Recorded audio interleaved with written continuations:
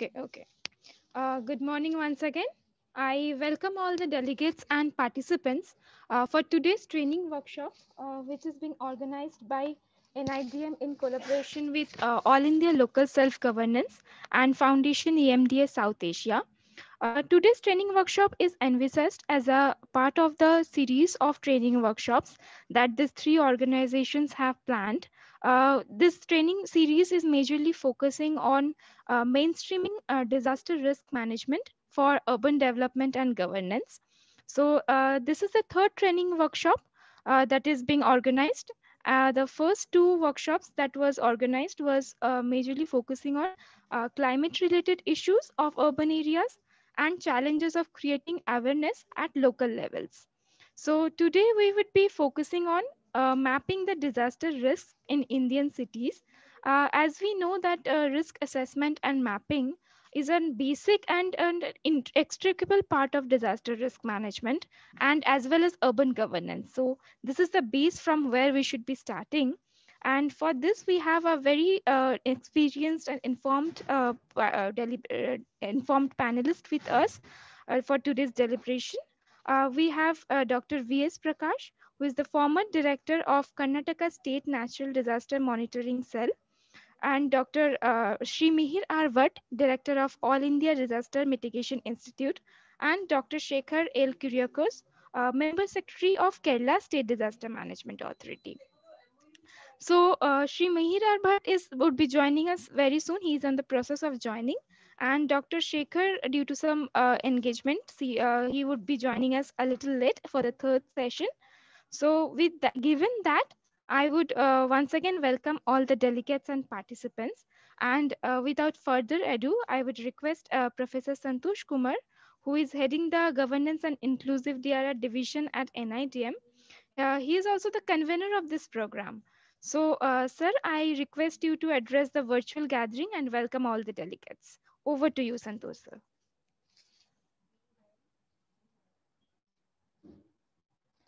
Sir, you have to unmute your mic. Thank you, Ms. Moana, and distinguished panelists, co-organizers, Abhishek and All India Local Self-Government, EMDA, Dr. V.S. Prakash, Mihir Bhatt, and of course, Shekhar. He's there. So first thing what we do is we use this for reducing the first risk, which is very close to you. So I take this as on hands and then I rub it and then I start my session. Of course, I can take the liberty of taking this out because it is here, but these are the appropriate COVID behavior and social distancing.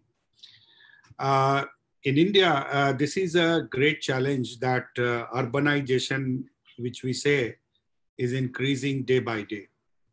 And I'm not the urban champions, but those who are into planning, they are having a tough time in times to come.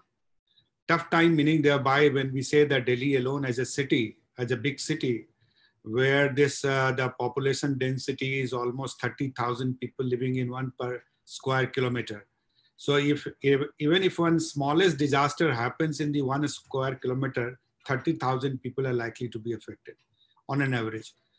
So just I'm giving you a picture that how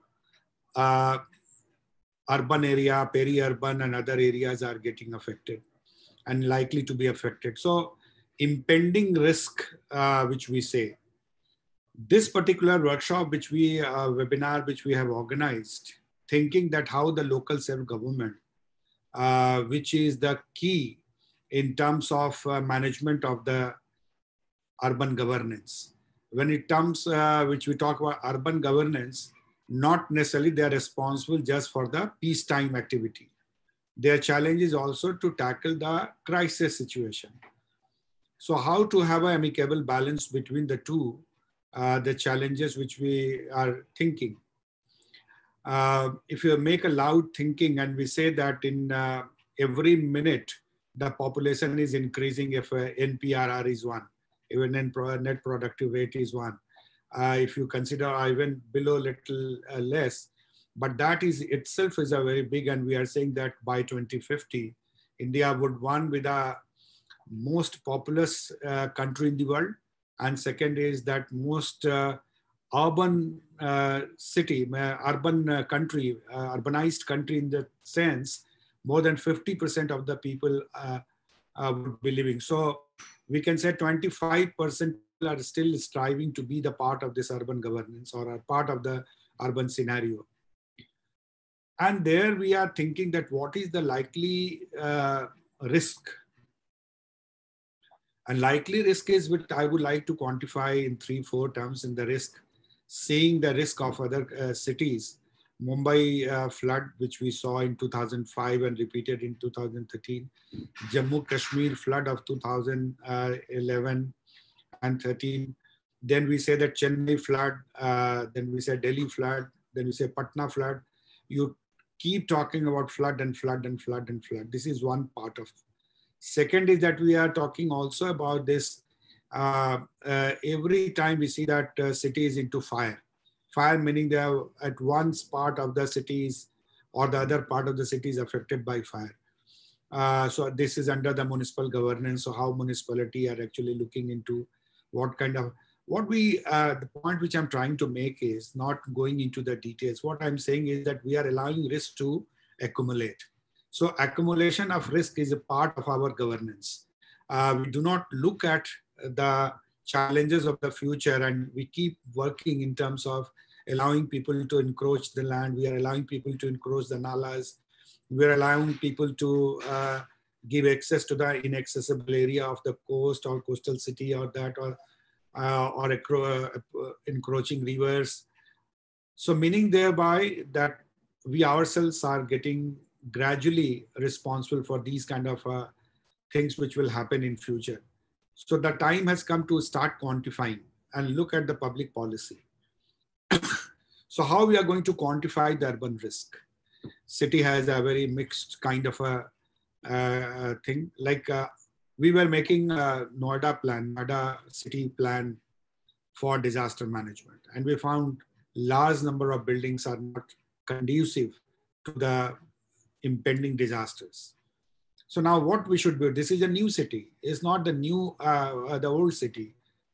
But in the evolution process, I don't know whether our buildings, our infrastructure has already completed its age, and obituary of those buildings have to be written now, but still surviving. They are on the ICU, and we are trying to take that out from that, those infrastructure. And sometimes we get the news of building collapse, so many people died. So that kind of approach probably local self-government should start addressing. You might think that today I'm very harsh on that. I'm not being harsh on that. I'm harsh on the risk, not on the individuals or the government community, because we see that ultimately we have to pay. What I'm saying is the 2 points, and I will close.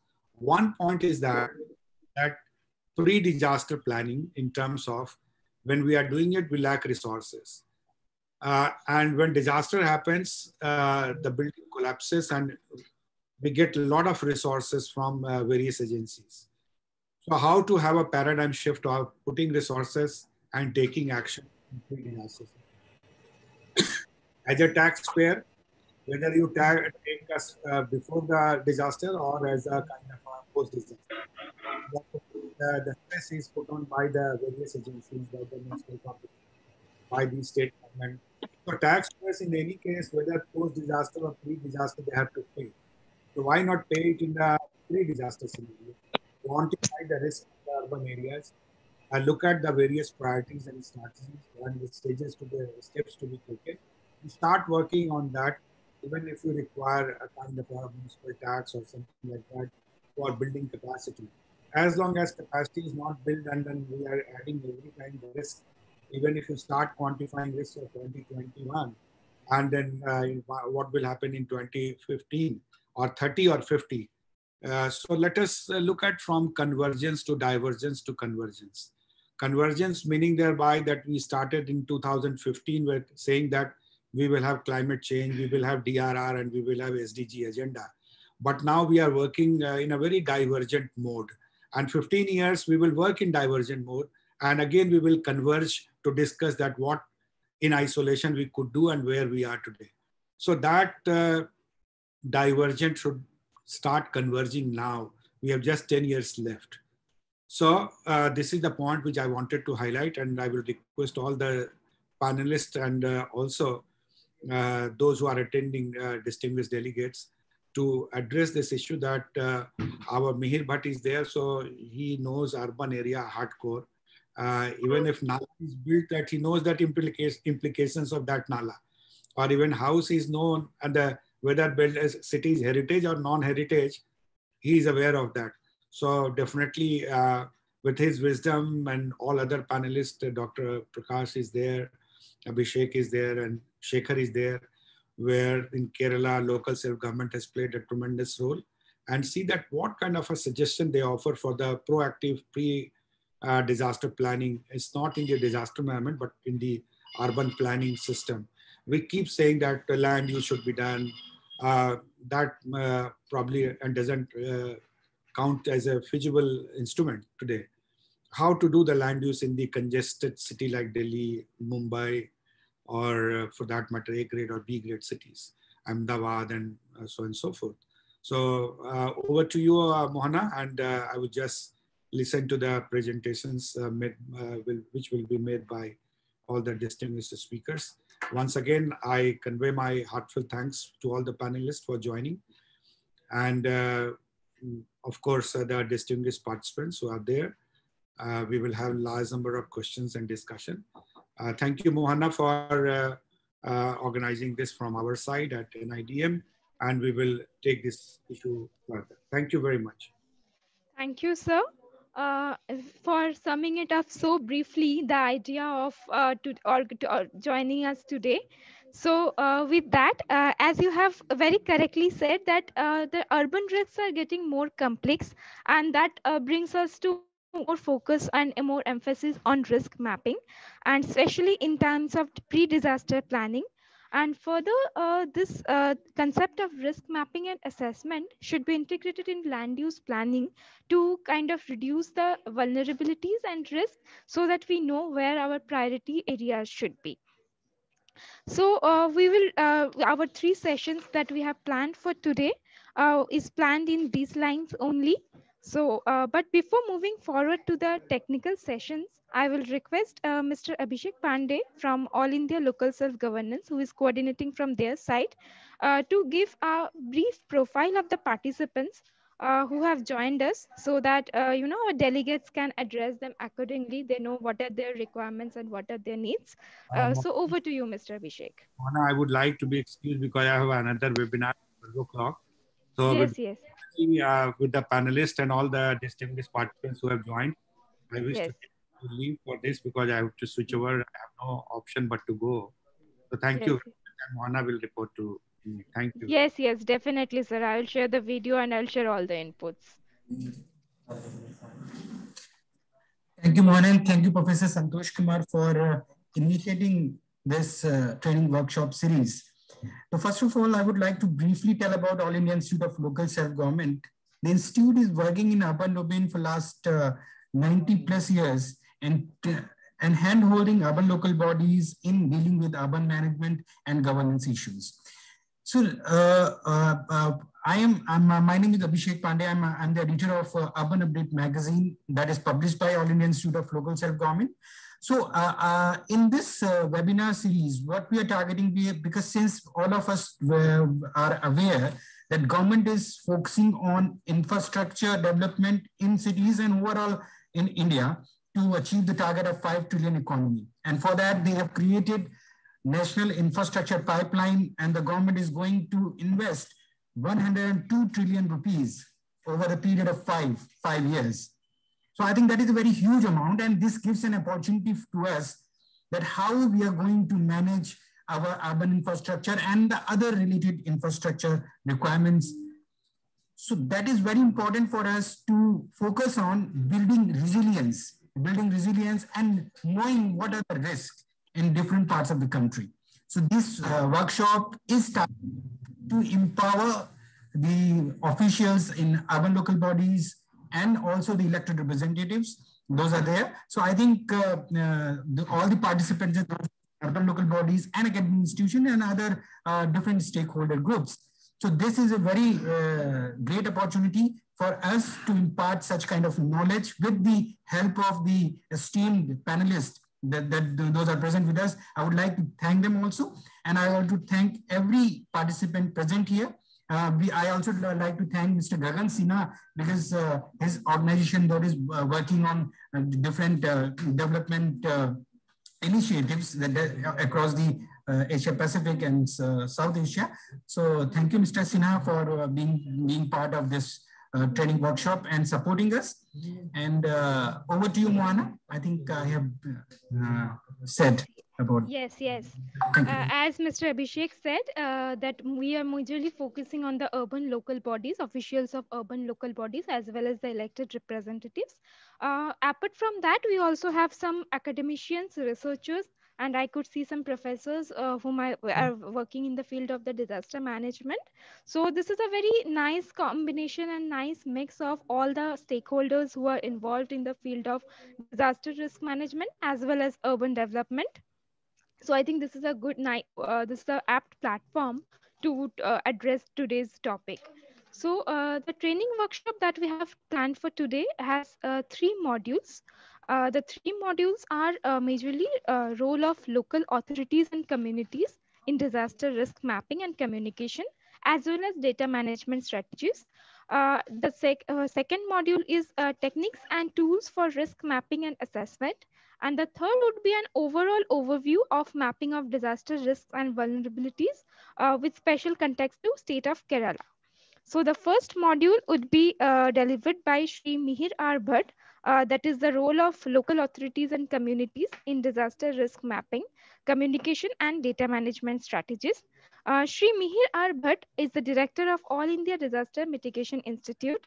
He has been actively working in the field of disaster risk management and other development projects over several years. He has also several publications to his credit on issues of vulnerability and disasters, and has been part of key evaluations of disaster response uh, he and has been part of key evaluations of disaster response in Asia. He is a senior fellow of the Harvard Humanitarian Initiative since 2007. He also advises climate development knowledge networks work on climate compatible development in 9 states of India. I welcome once again Mr. Mihir R. Bhatt. Sir, over to you for your deliberations. Thank you so much. And my good morning and namaste and adab to everybody. And I hope you can hear my voice is clear. Yes, yes, perfectly clear. So thank you, Mohana ji, and thank you, Ashley ji. You saved the connection as always. So my respect to Major General Bindal for organizing this very important session on mapping the disaster risk in Indian cities. And this was not possible without the support of Raviranjan Guruji and of course Panditji aap bhi saath mein hai. And of course Gagan Sinha. So nice to be part of this. As Dr. Santosh Kumar was saying about convergence and divergence, so I thought I'll pick up from that. And if I have left out something, I'm glad. Member Secretary KSDMA, Shekhar Saab is there. And of course, Prakash ji. So please point it out during or after that. It is my great pleasure to join this training session. And I wish to draw from my experience of mapping disasters in Indian cities for over 3 decades. I do so with emphasis on past 10 years and in mind, and I focus on response, relief, and recovery. So 3 phrases for a city. And I do so today with focus on role of local self-government or local authorities in mapping, in communicating, and in data management. And how do you do so? We will have a small examples today to look at. I'm going to address the mapping issues which are focused very much on the local authorities, local communities. So that's one. Second, from my projection, but things which are very good things which are being done at national level, NIDM, both Santosh Kumarji and Bindalji must have covered and will be adding that. So I'm leaving that aside. A lot has happened there. And I'm sure you'll get that part of it. And what is happening at state level, most recent, and that Dr. Shekhar will be telling us from Kerala, where really the local self-government is one of the most vibrant and active part of the state governance. So I'm going to take up issues which are otherwise not mentioned in the risk reduction related, disaster risk related mapping activities.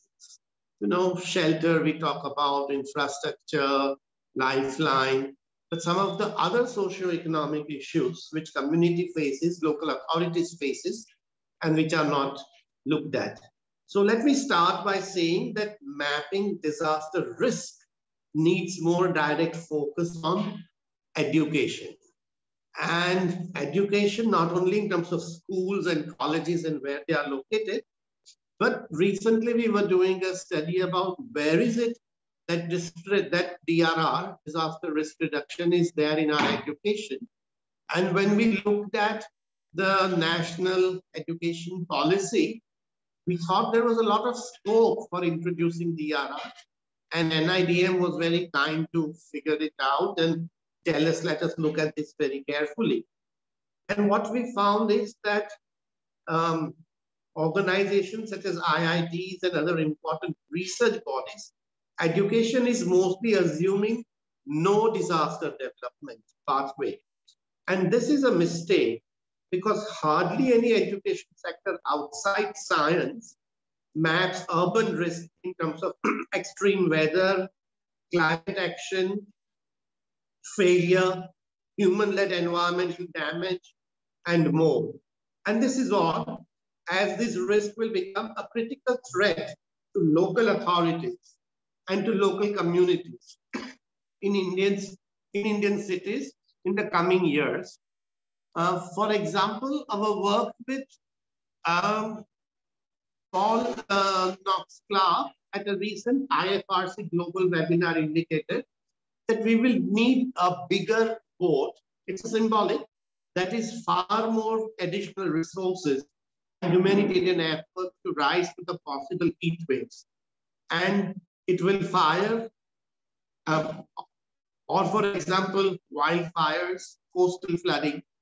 And for these, the education system, unless prepares across the disciplines, mapping as an exercise beyond science and beyond technological courses, we will not be able to rise to the occasion of mapping various aspects of risk reduction. So that's the first point to keep in mind, that the education system itself needs to start both teaching how to map and how to use mapping. And that's a very important area because every district disaster management authority, Ranjan ji, aap Himachal Pradesh se hai. For example, you will need young people who will be able to map the risk and actually use the risk. And that if not there in the education system, it would be only 4 or 5 people across the district who will actually have the map and didn't quite know what to do with that. So that's the one area I would like to underline. The second area, which is very important, is mapping human trafficking in small and border and disaster affected towns. As you know that after a disaster, fair amount of, sometimes very large number of trafficking of human takes place, which is very unfortunate, but people are most vulnerable, most poor, most homeless, and men, women, girls, boys are trafficking across the district, across the cities, across the international borders as well, sadly, and that's a reality. We don't speak about it much, but it's a very painful reality. And mapping of these trafficking routes and trafficking location is an area that we should start thinking about and start mapping as soon as possible, so that this human tragedy that follows after a disaster that takes place can be avoided and actually abolished completely. Trafficking is also due to poverty, due to vulnerability, and due to loss and damage to income and the asset after a disaster. And as economic fragility at the lowest level of society laterally increases and the societal division vertically increases, the trafficking will become even more of a tragedy for local authorities and communities. Increasing desperation in healthcare, for example, education, financial stability, and technology use and access will have more direct, faster, and wider impact on cities, local authorities, and communities. Mapping can be one way out to better database decision-making to halt human trafficking. And that's an area where a lot needs to be done than it is done so far. I'm not saying efforts are not made, but a lot needs to be done even more because trafficking still continues, as we hear from various UN and even in the national reports on that. The third area, which is very important for us to look at when we think about mapping, and generally we don't think about, are the areas where our tribal citizens of our country live, or tribal districts and tribal towns. We are doing some interesting work with Dr. Nobuhito Ote of Kyoto University and Dr. Upasana Ghosh of Indian Institute of Public Administration, Bhubaneswar. And that work in the delicate areas of the delta of Sundarbans, for example, shows that the growing digital divide, one, and technology adaptation are areas of great concern to Indian cities and towns in environmentally marginal areas where tribal communities live and work. Their access to digital technology and also their access to use of that is very poor, and therefore the use of map and mapping in these areas by the people, authorities, other organizations, and the town or city disaster management authority is very poor. The COVID-19 has accelerated what is called the fourth industrial revolution, mainly Zooming or remote work. This is most fragmented and scattered revolution, as I may like to point out. Mapping the expansion of human interaction, e-commerce, online education, and remote and distant work and livelihoods are shaping a future for our cities and citizens in tribal communities and tribal areas. Mapping flows, mapping, managing data, and communicating the meaning of such maps is a challenge as well as an opportunity for local authorities and communities in the tribal areas and where the tribal communities live. So that's an important area that perhaps needs more attention than it has been given so far. The next area that the mapping could look at in terms of local authorities is that the mapping should not only capture and record the data, but also transform the process of governance that it is taking place. And this is being done, it is not difficult, in our own country as we speak. For example, with the Maldaris in the Kutch, the pastoralists in the Kutch, our work with excellent teams of Dr. Ranit Chatterjee of Kyoto University, Japan, and Dr. Pankaj Joshi of Sahjeevan, Kutch, which is a very good organization, locally based, indicates the need for transformative mapping, mapping that goes beyond recording and documenting and collecting and holding data. Mapping, such empowering mapping will help the doubly disturbed generations of youth who face just about lost opportunities. Doubly disturbed in a sense, they are not either getting a good use of their talent and degree and education, and other economic opportunities are also being lost out. The digital leap forward is a weak leap forward for these youth. For example, among the pastoralists in the Kutch, fisher and mangrove growers across the coastal areas. They are entering the workforce when employment is reduced to zero and the carbon emission, instead of carbon emission being reduced to zero. Lars Otto of Institute of Development Studies says that transformation does not always call for huge efforts, but often takes place with small strategic initiatives.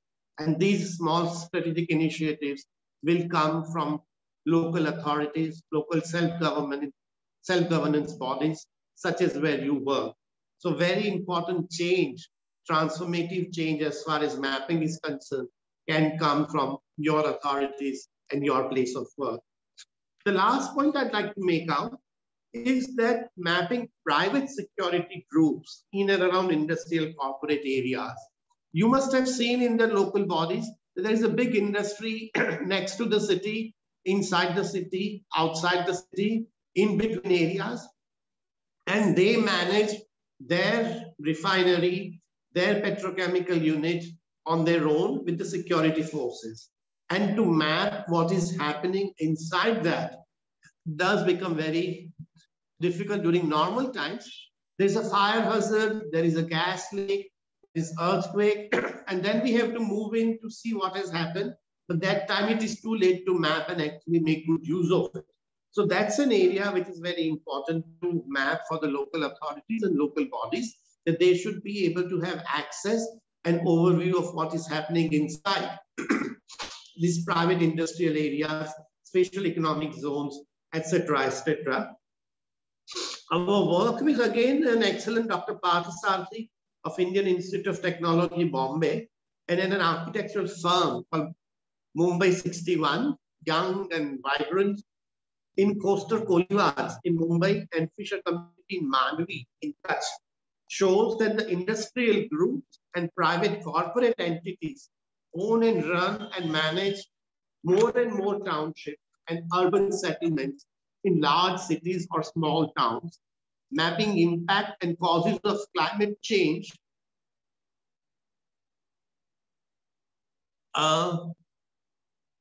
impact and climate change may be disregarded. No city or town, no citizen or migrant is immune to climate and its negative impact. Such local impacts must be managed and mapped by private firms and townships. Emission can fall, as lockdown showed, but it will also bounce back. The emission will also bounce back as economy accelerates on its path. Emissions must be mapped by local authorities and communities with the help of such security groups of private firms. This idea needs more detailing and discussion to harmonize the interests. So these are the 5 areas which I think would be otherwise neglected. And so I would like to put them on your agenda.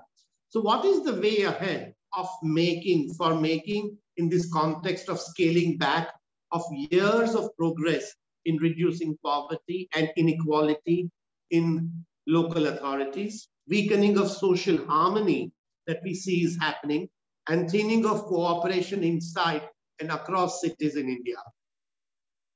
There are 4 urban mapping opportunities that I would like you to consider, and these are really good opportunities for local authorities and communities that can transform our way and life ahead. Convergence, divergence. So these are the areas where we can converge to have a positive impact, as Dr. Santosh Kumar was saying. 1, system-wide, analytical, and holistic mapping that needs to take place. 2, investments in high-profile risk mapping areas and communities that needs to take place. 3rd, improving and enhancing risk mapping communication and information use. And 4, finding new forms of public interest, public-private people partnership in mapping. That is that the local authority, local businesses, doesn't have to be large and corporate, and local people themselves actually do this mapping at a community level, local authority level, and use the data for the planning ahead. So these are the 4 areas that gives us an opportunity, actually very valuable, not one, but many opportunities to make good use of the mapping option that we have to move ahead. The National Institute for Disaster Management and All India Local Self-Governance and Foundation EMDA Southasia have a key role and historic role to play to face up this challenge. How? One way for them is to set up a task group to review the above opportunities, 4 opportunities that I mentioned, and other additional ideas. Other people may have, obviously, other additional ideas, very good ones, and start a planning process for way ahead in mapping urban area in India to move towards safer India. As we know, the mapping is now liberalized to a large extent, not entirely. The time is just about right. Soon it will be too late to catch up for us if we don't do that, because outside agencies will start mapping. And once they have the information and the map, it will be very difficult to set them aside and put forward our maps and our data that the local authorities may have gathered and put together. So this is the opportunity that we have. And I'm very glad that the local authorities and local community leaders have joined to find out what are the ways we can move ahead. What are the areas we are likely to miss out while doing the mapping of urban India in the coming years to come. Thank you very much. I thank NIDM, EMDA, of course, and Local Self-Government Institute for inviting me and the participants here to listening. If there is any burning question, please ask Mohana Manna, and she would take over from here. Thank you. Yes, sir. Yes, sir. Thank you, sir, for your brief lecture. And we have got 4 issues that 4 points actually that we can focus on. I'm sure all the 3 organizations would be looking forward for reviewing these opportunities and moving forward for a planning framework so that we can go for risk mapping in urban areas. Now the platform is open for questions and answers. If any participants have any question for Mr. Mihir Bhatt, they can post it or they can raise their hand. We can unmute them and they can ask their questions so that we have a 2-way kind of interaction for this training workshop. The platform is open. Any participants have any question, feel free to ask.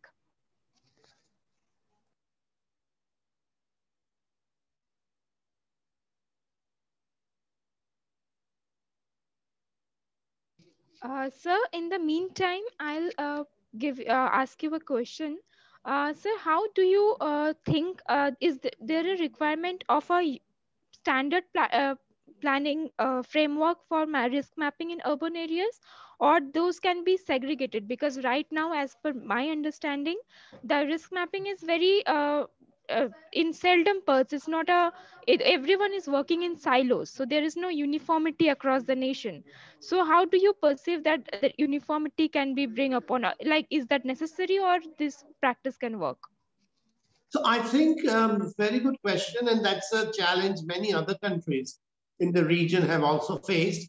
But in India, especially because of our scale and also the diversity of our local bodies, they are not quite uniform, and which is very good. So I think what is needed in mapping urban bodies, local authorities, mainly Indian cities, is one, we should start with the outline that National Disaster Management Authority has quite clearly given as far as planning of district disaster management plans and the city disaster management plans is concerned. So that's the latest and the most important planning outline that we have. So we start with that, keeping in background, of course, the Sendai framework, but we focus on Indian parts. So start with the Disaster Management Authority's guidelines. And then for each city, Indian city, they have to do 2 exercises. One is do reassessment of the risk that they are facing, disaster risk, and modify those guidelines, because some of the things that are mentioned there may not be addressed, and some of the things may be left out. So to add the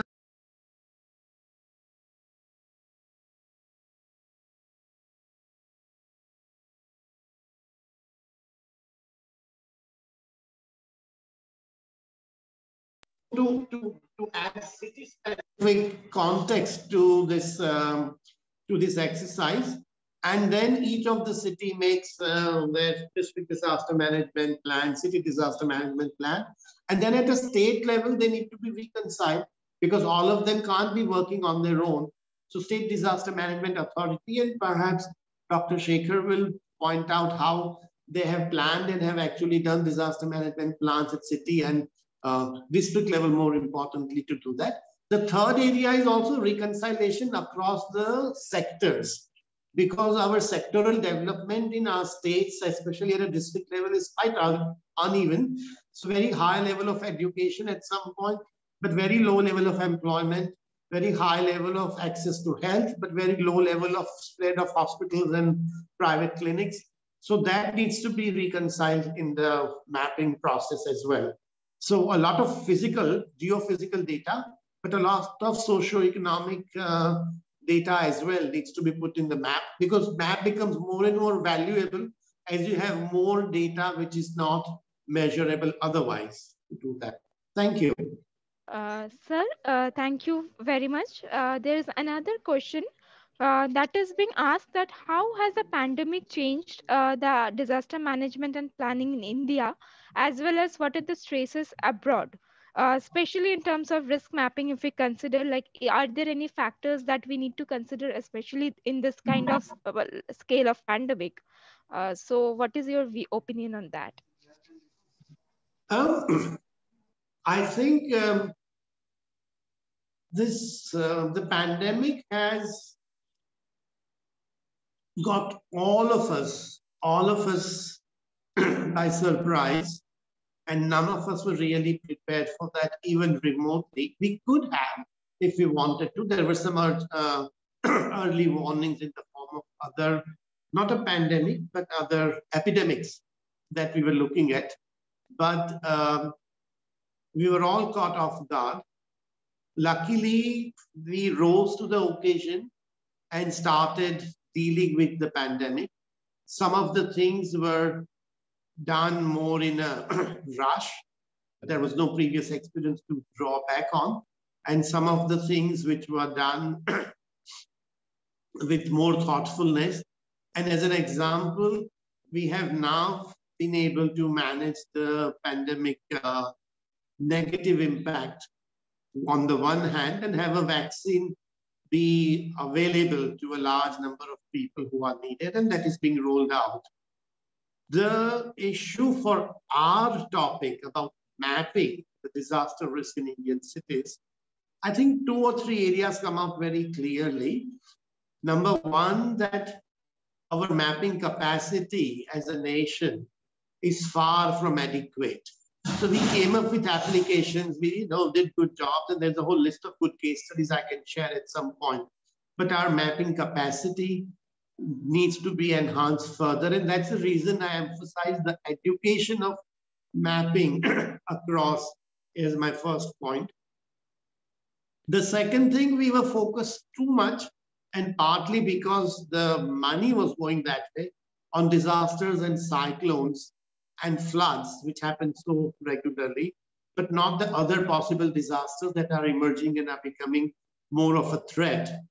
Heat wave we have started addressing, and luckily Disaster Management Authority National has guidelines for that. Not many state or city authorities have, but that way progress is made.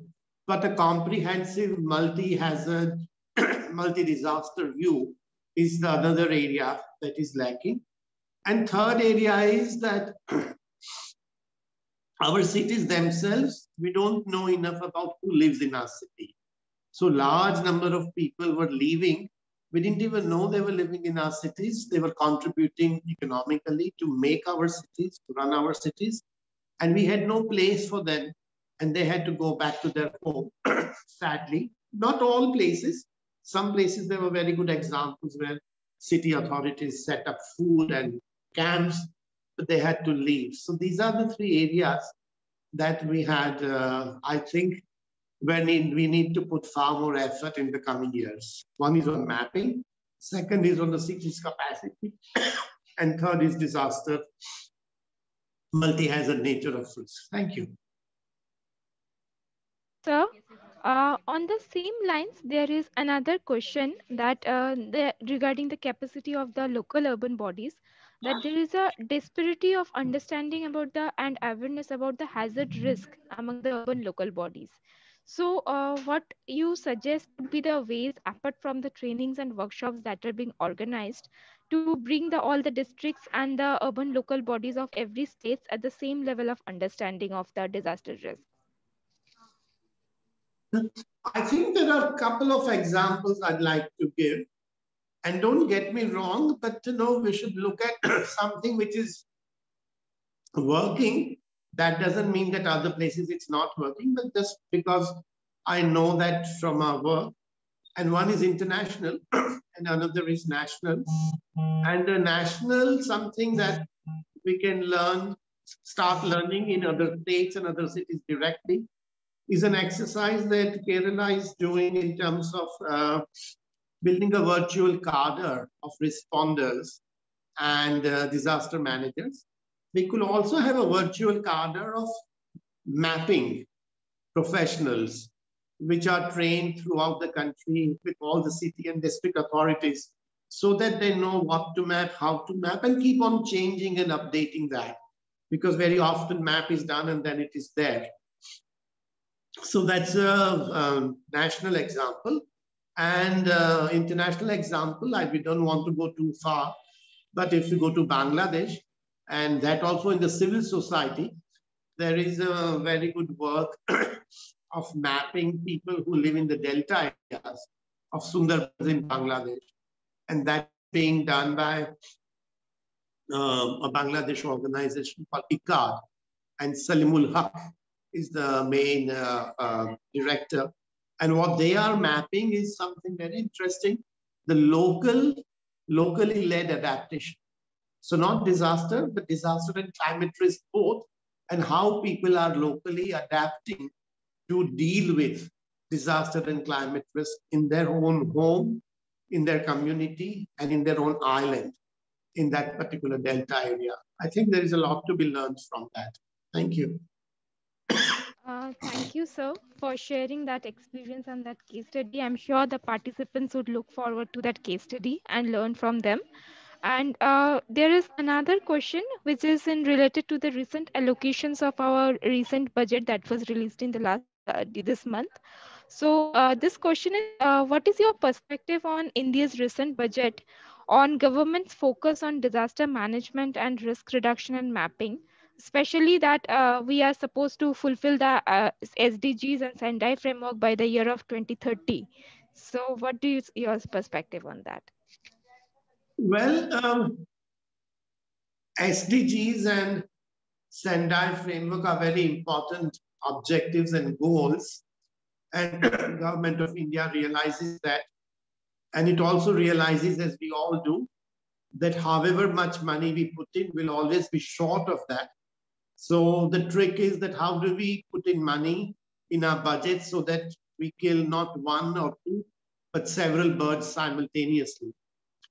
The national budget has made efforts towards that, and you must be more aware at a national level. But I think for us, what is important is that the city governments and city authorities, local bodies, how their budgets can be further strengthened so that they have resources to do the mapping of disaster risk. And on that count, not many cities in the near future would be able to have a budget item in their own local budget to start mapping disaster risk. So I think some thought more on having a national fund for disaster risk mapping for local bodies, or social impact fund for disaster mapping in urban areas, or community-led disaster. Some sort of additional resources I think are needed, because this is an area where you can't go gradually, in a sense that you can't have some part of the city mapped and some part of the city not mapped, because then you can't use that map fully. So the entire city, entire town, entire district, entire local body has to be mapped. and that kind of upfront putting up of the resources, and then it has to be updated time to time. So that commitment, long-term, recurring, financially needs to be made, and all local bodies are not in the position to do that. In fact, most local bodies are. So you are right. I think the reason you asked question was that you realize that there is a need for more resources for local bodies if they have to map disaster risk. And there is, I agree with you. Thank you. Thank you, sir. There is two questions actually. I'll club them together. This is regarding the mapping of data and the accessibility and the availability. So the first question is, once the mapping is done and it is getting updated regularly, who will actually manage those mapped data at local levels? Whether it is the urban local body or the state authority who should manage for like easy convenience. And another is thing that what would be the accessibility, because sometimes other researchers and academicians also wants to work on those specific areas. So what would be the accessibility and availability of those risk maps? So that is two question aspect. So I'm glad you combined the two questions, because both are quite close to each other, and one is an answer to other. So far in our government system, the data that government collects is the government data, and only government decides that if that data can be given to others and if that data is publicly available or not. And then we had right to information, which allowed that if you ask for that data, the government is obliged to give, but you can only ask of a certain what you asked for. You can't ask for the entire data system, for example. And therefore, that is not something we have access to. I think that this disaster risk related to data, and which is information, has multiple uses. Uses by the authorities, uses by those who manage it, expert agencies such as fire, or even more complicated, and the citizens as well, and civil society. So what would be very useful for All India Local Self-Government and NIDM to look at is the possible models or alternative models of ownership of data that will take place, that needs to take place for a variety of cities. For example, if there is a city, a small town of 10 lakh people, 5 lakh people, and next door is a big industry of 4,000 crores of rupees. Now that industry must have access to the data of the city because it's affected by that. And the city must have access to that industry related data, that geographic area as well. So there will need some sort of a public-private understanding that we'll share the data. So when there is a disaster, we'll be able to respond better. Similarly, there may be a city where there is a large number of urban poor are there, and we need to respond, and city itself authority may be very small and weak, perhaps financially, otherwise. So there they will need to make a data available, the maps available to people from outside who respond to help the people affected in this particular area. This may be somewhere in Assam or Manipur, for example, or it may be even Bihar, parts of Bihar, this will happen. So I think multi-ownership of the data, that some data is only owned by the person who's collected or the authorities collected that data, but some data will be in joint domain and some data will be in public domain that anybody could use. Researchers to a small child which is given an assignment in the school कि अपने शहर में कहाँ पानी भर जाता है, तो should be able to Google and get the data and be aware.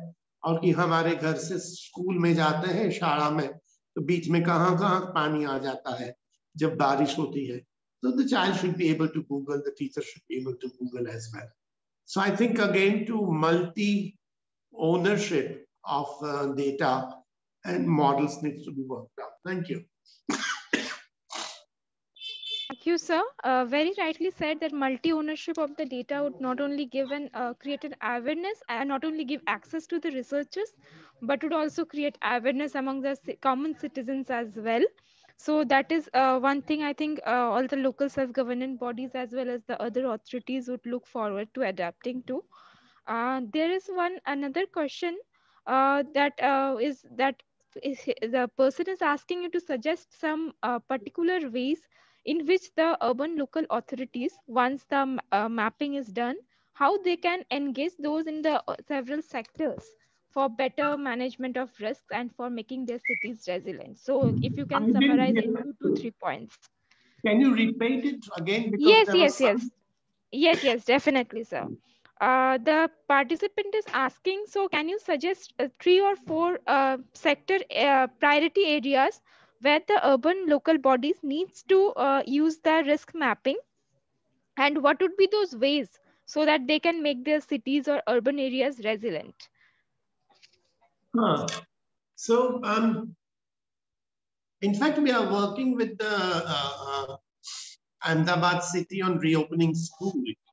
And this is a very small part of risk mapping, only education sector, only schools within education sector.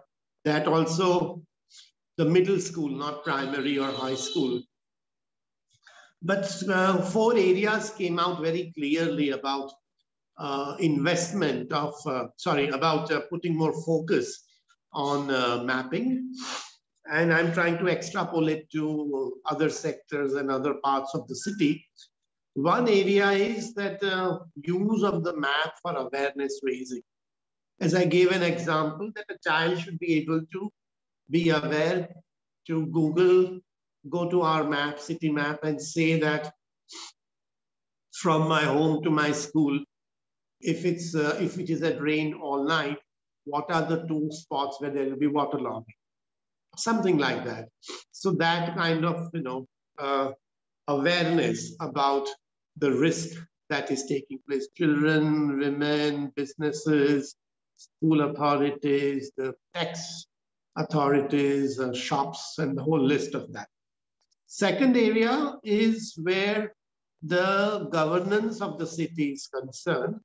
The municipal buses, the municipal electricity, municipal roads, municipal hospitals, municipal schools, the whole governance of that and the use of map there is very important.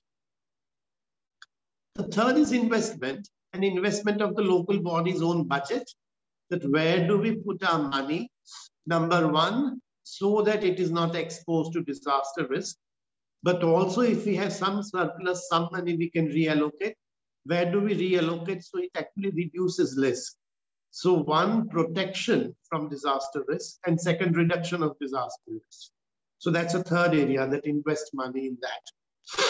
And fourth area is preparedness.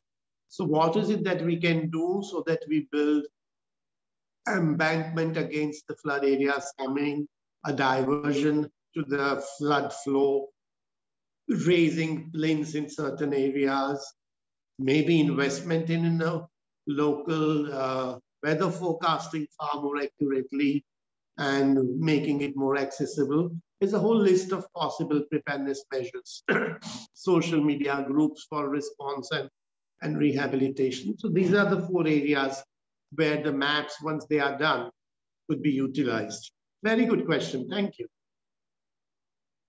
Sir, and there is another question along with this lines that our national government is investing huge on national infrastructure pipeline.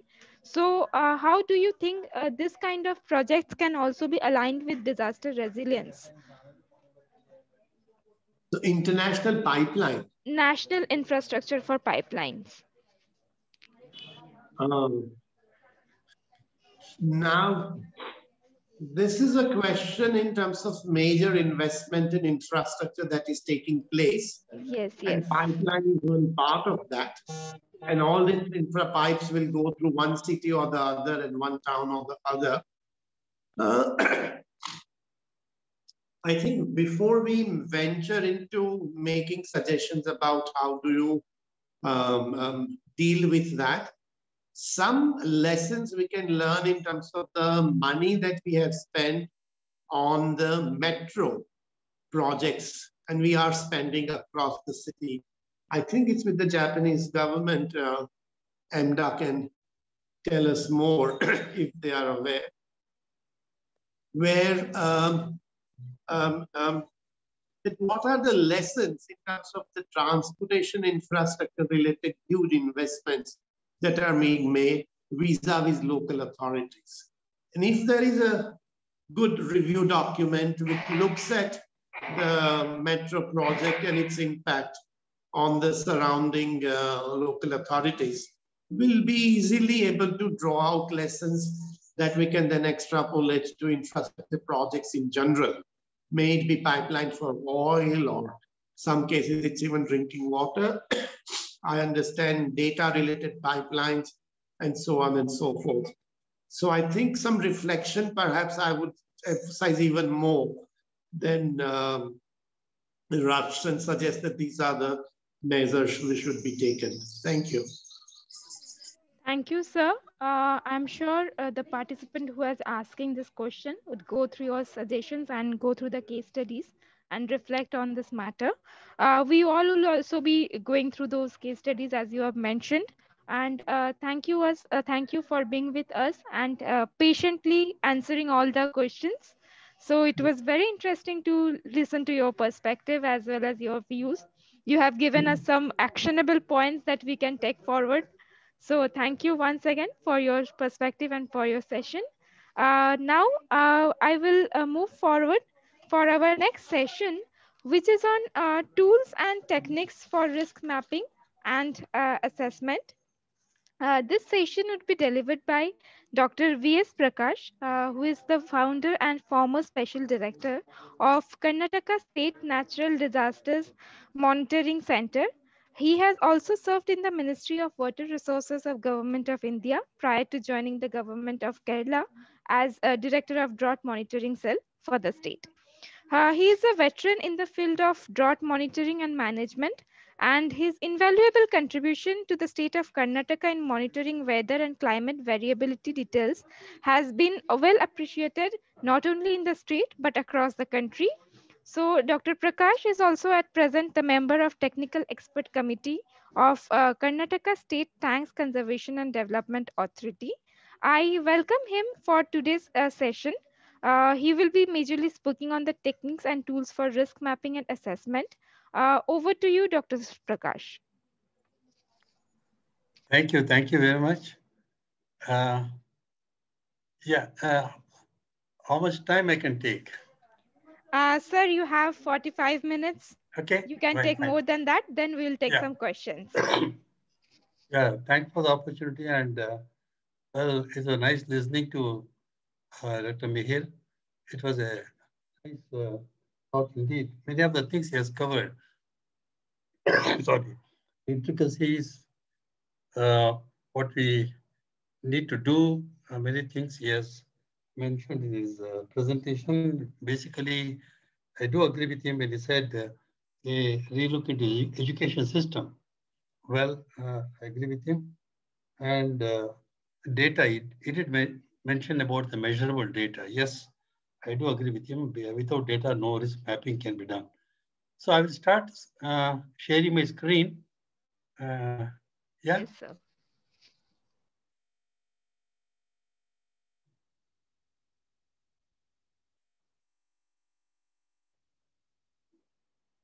Is it visible? Yes, sir, it is visible. So just do it in the full screen. Yes. Yeah. Now, I will just go through a scattered stray thoughts. Be with me, because probably as a policy, as a philosophy, a lot more can be discussed. But when it comes to really putting in place a system, probably, now that's what I would like to share with you. So, just when we talk about risk and risk mapping, especially in the disaster related field, I would like to share with you, because as I was with IIITB for 3 and odd years. So then we had a EL program. We had invited a famous cardiologist, and well, we had a MOU of the EL program. He was making presentation and he was just sharing. Very famous, very well-known cardiologist. For obvious reasons, I don't want to share his name. Believe me, he's a well-known cardiologist. Okay, so then he said, when a patient goes to a doctor is supposed to ask 58,000 questions to make a prognosis or diagnosis. So, well, he did share his own experiences. Then immediately, finally, the question answer session, because it was a International Institute of Information Technology, question was asked, how much IT tool do you use in your day-to-day? He said hardly any. Everybody was surprised. And he said, I mean, then somebody asked, person who asked the question asked him, sir, why? See, if you want to develop IT tool, so I think half a dozen of you IT experts need to be with me since the morning I start my work till the evening I close my work, not for 1 day, not for 2 days, not for 1 month. Maybe if you do it for about 3 years, you're developing IT tool for me, which is going to help me in using in my day-to-day life. So that is the really, the same similarity which I find when you talk about, data, risk mapping and assessment, whatever. So in a way, I mean, there is a risk mapping, especially multi-hazard issues. I really endorse Mihir. And he said that largely we are lacking in this field. Anyway, let me just take you through some of the. So here, right in the first picture, urban context. When you see urban context, we have got multi-hazard. Apart from that, so there are many things. It's such a complex issue. It's like there could be river, there could be lakes, there could be a lot of air pollution, landfill, dump sites, and sewage, treatment plants, and leakage from these. Well, huge, but well, it appears to be so complex. Industries, residential areas, landfills, dump sites, water supply system. So when we look at it, the weather, so when we risk mapping and assessment, well, as in a subtle way, the Mayor was talking about, is too complex and our understanding is too little. Let me be very frank, because I was reading somewhere in a business, if two partners, two persons are agreeing for everything, one person is redundant. So here, just agreeing for whatever is somebody says, well, there need to be a lot of discussions and we need to really move very fast because already we have lost a lot of time.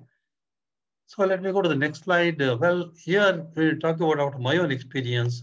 This almost 20 years back, the risk mapping, especially in the weather system, the drought, flood, and all the weather-related issues. We now, looking back 20 years back, and nobody was talking about IoT or risk mapping or artificial intelligence, things like that, data analytics. You could able to take the first step lead and put up nearly about 8,000 sensors all over the state, which provides me data every 15 minutes and generates a map also, on a GIS. Probably on the right side, as I've shown you, you can know where it has rained very heavily, heavy rain, and moderate rain, light rain, no rain. So this was just understanding the risk of the, signature of the rainfall, signature of the weather. And now we made it possible. And now, as shown in this one, the slide, 2 million data per day and 2 million farmers have subscribed to the weather advisories, and which which is run through a help desk. So risk mapping is a process of analyzing the hazard, exposure, vulnerability, and capacity through scientific methodology. What is the scientific methodology? So this is a process, very important, and obviously disaster management field for appropriate implementation of their TRR activities. So this is some of pictures just to make you understand, sensors, the left, topmost left, it is a Gram Panchayat building. You can see a sensor here on the top of the Gram Panchayat. The local people trained in, calibrating and maintaining the sensor, and well, farmers getting the information in their field. And this help desk where people are working 24/7, 365 days. And well, we could able to put up our own center, our own campus with, including 13 permanent seismic monitoring stations. Probably what I mean is I will just come to that. So here I have just shown you this picture. Let's see, look at this picture. When we say about understanding the risk, so just 3 maps. In the first map, we had only one sensor. It puts the entire taluka under one category and one risk category. When I have now nearly 6 sensors, there's a firka, the cell, there will be firka, we call obli, mandal. So there are 6 mandals and 6 sensors. Red color is just narrowed down to one firka, one mandal, one obli. And every Gram Panchayat I've got a sensor, it really shrinks to a small part of this obli. Now, this is risk mapping, how much data I have. What is the resolution? So risk mapping really depends on the data, and the data should speak, not simply interpolation, extrapolation, things like that. Well, this is based on this, you can see here is this picture. Only one village received something like 87 millimeter rain in a short time. Neighboring villages, it was a drizzle. This could be the spatial variability. And again, on the right side, I can give you a picture how really it can, the risk map, or at a particular point of time, how how it could vary from place to place. So here you can see here the people knowing the alerts, impending, the risk to the community vulnerability. The people they moved to the safer place here, because 3 hours before the inundation took place, warning could be given to them. So here, what I mean is, once I have the high resolution data, probably we can make the local community having a trust in whatever information we give them, provide them. Otherwise, simply they don't listen to you. They don't even bother to you. Well, that was a sort of electronic sensor and data analytics. Now, realizing that community participation is very much required, maybe now I have started this abhiyan. It's called My Rain, Mera Barish, in Kannada, Nannamale.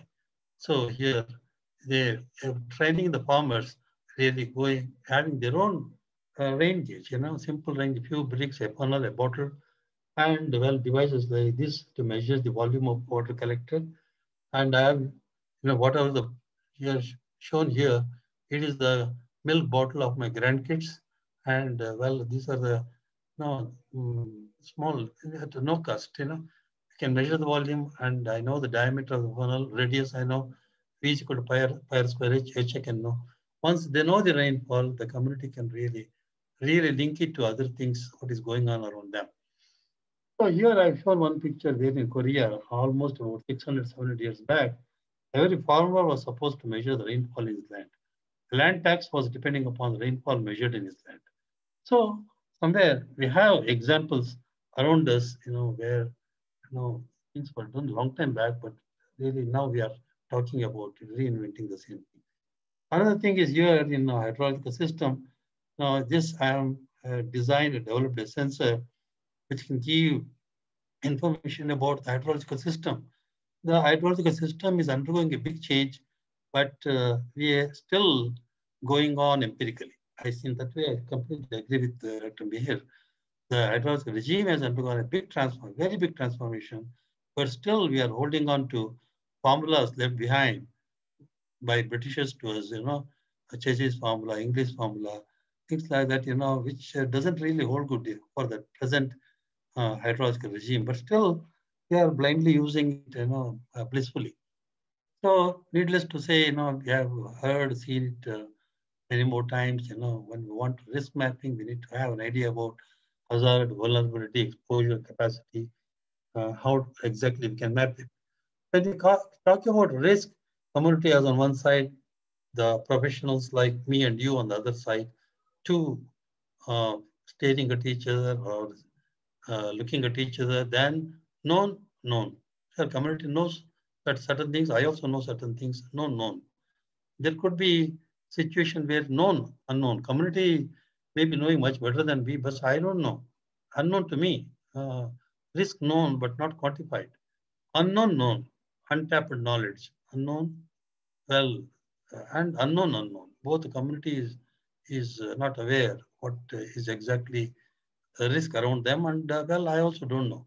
Probably we need to really think where a particular village or particular area, particular local self, because we are talking about self-government, where do they stand? Known, unknown, unknown. Probably this may help us in that.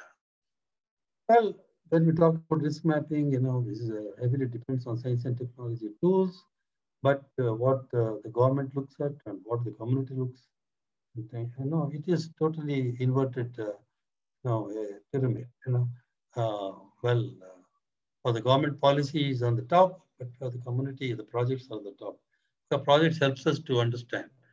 Right now, somebody was asking a question about how much the present budget is going to help in disaster reduction or disaster mapping.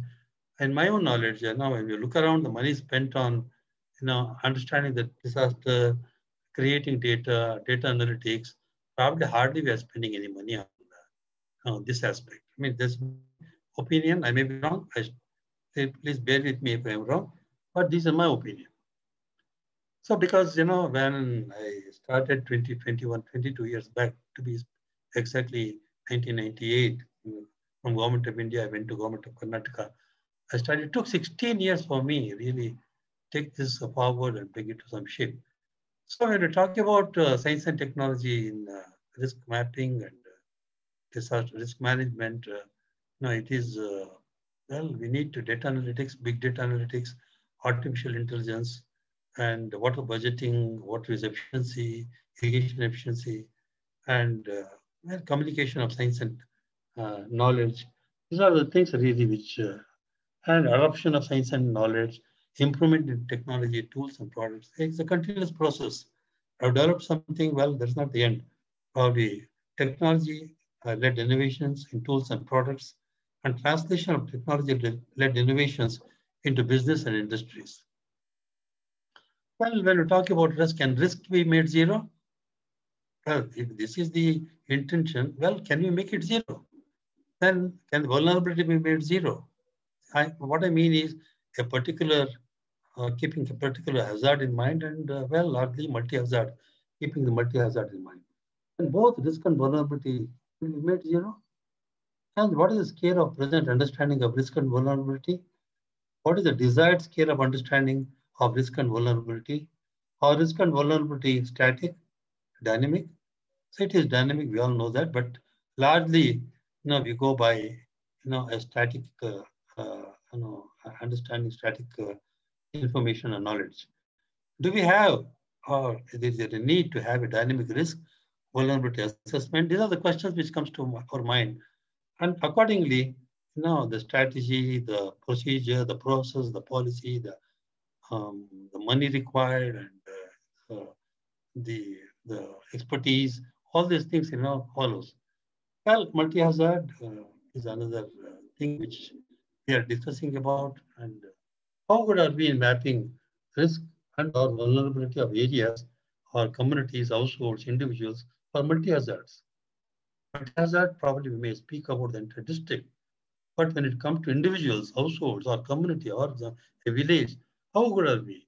Are we? Probably we feel that a lot more needs to be done. The successive years of natural hazards really put us off in understanding the risk of the area. Well, how important are vulnerability and risk assessment for pre-disaster management? This is another question which really comes to our mind. And vulnerability, we talk about different type of vulnerability risk, and accordingly, the capacity, capability, things like that.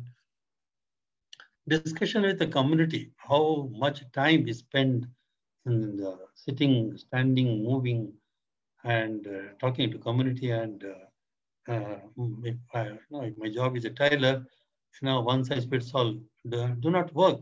I need to really, have a thing which is, it's customized mapping or information to the local self-government there. This is one example of output from the household survey which we did in the Karnataka state. So what is glaringly stands out is our perception and what came out of the household survey. Household survey. At the villages, all the we selected something like about 40,000 village samples across the Karnataka state. It gave out a different picture for different things. An average householding, taking loan, relief work, how much is a community benefiting from the relief work, and fall in the net irrigated area, fall in the irrigated area by groundwater, average increase in the depth of bore wells, the water shortage, milk decline, satisfaction of the quantity of drinking water. So it really, a different picture came out.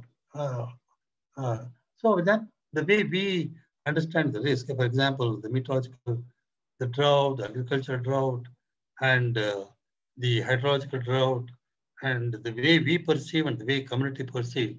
For example, here you can see this one village, Halli. We have taken 10 years, about all the 10 years they said, no, the rainfall was deficit, which my data doesn't speak about. So that means whatever mapping I'm trying to do is something very different from the community perception. So, such villages do not listen to me when I go there.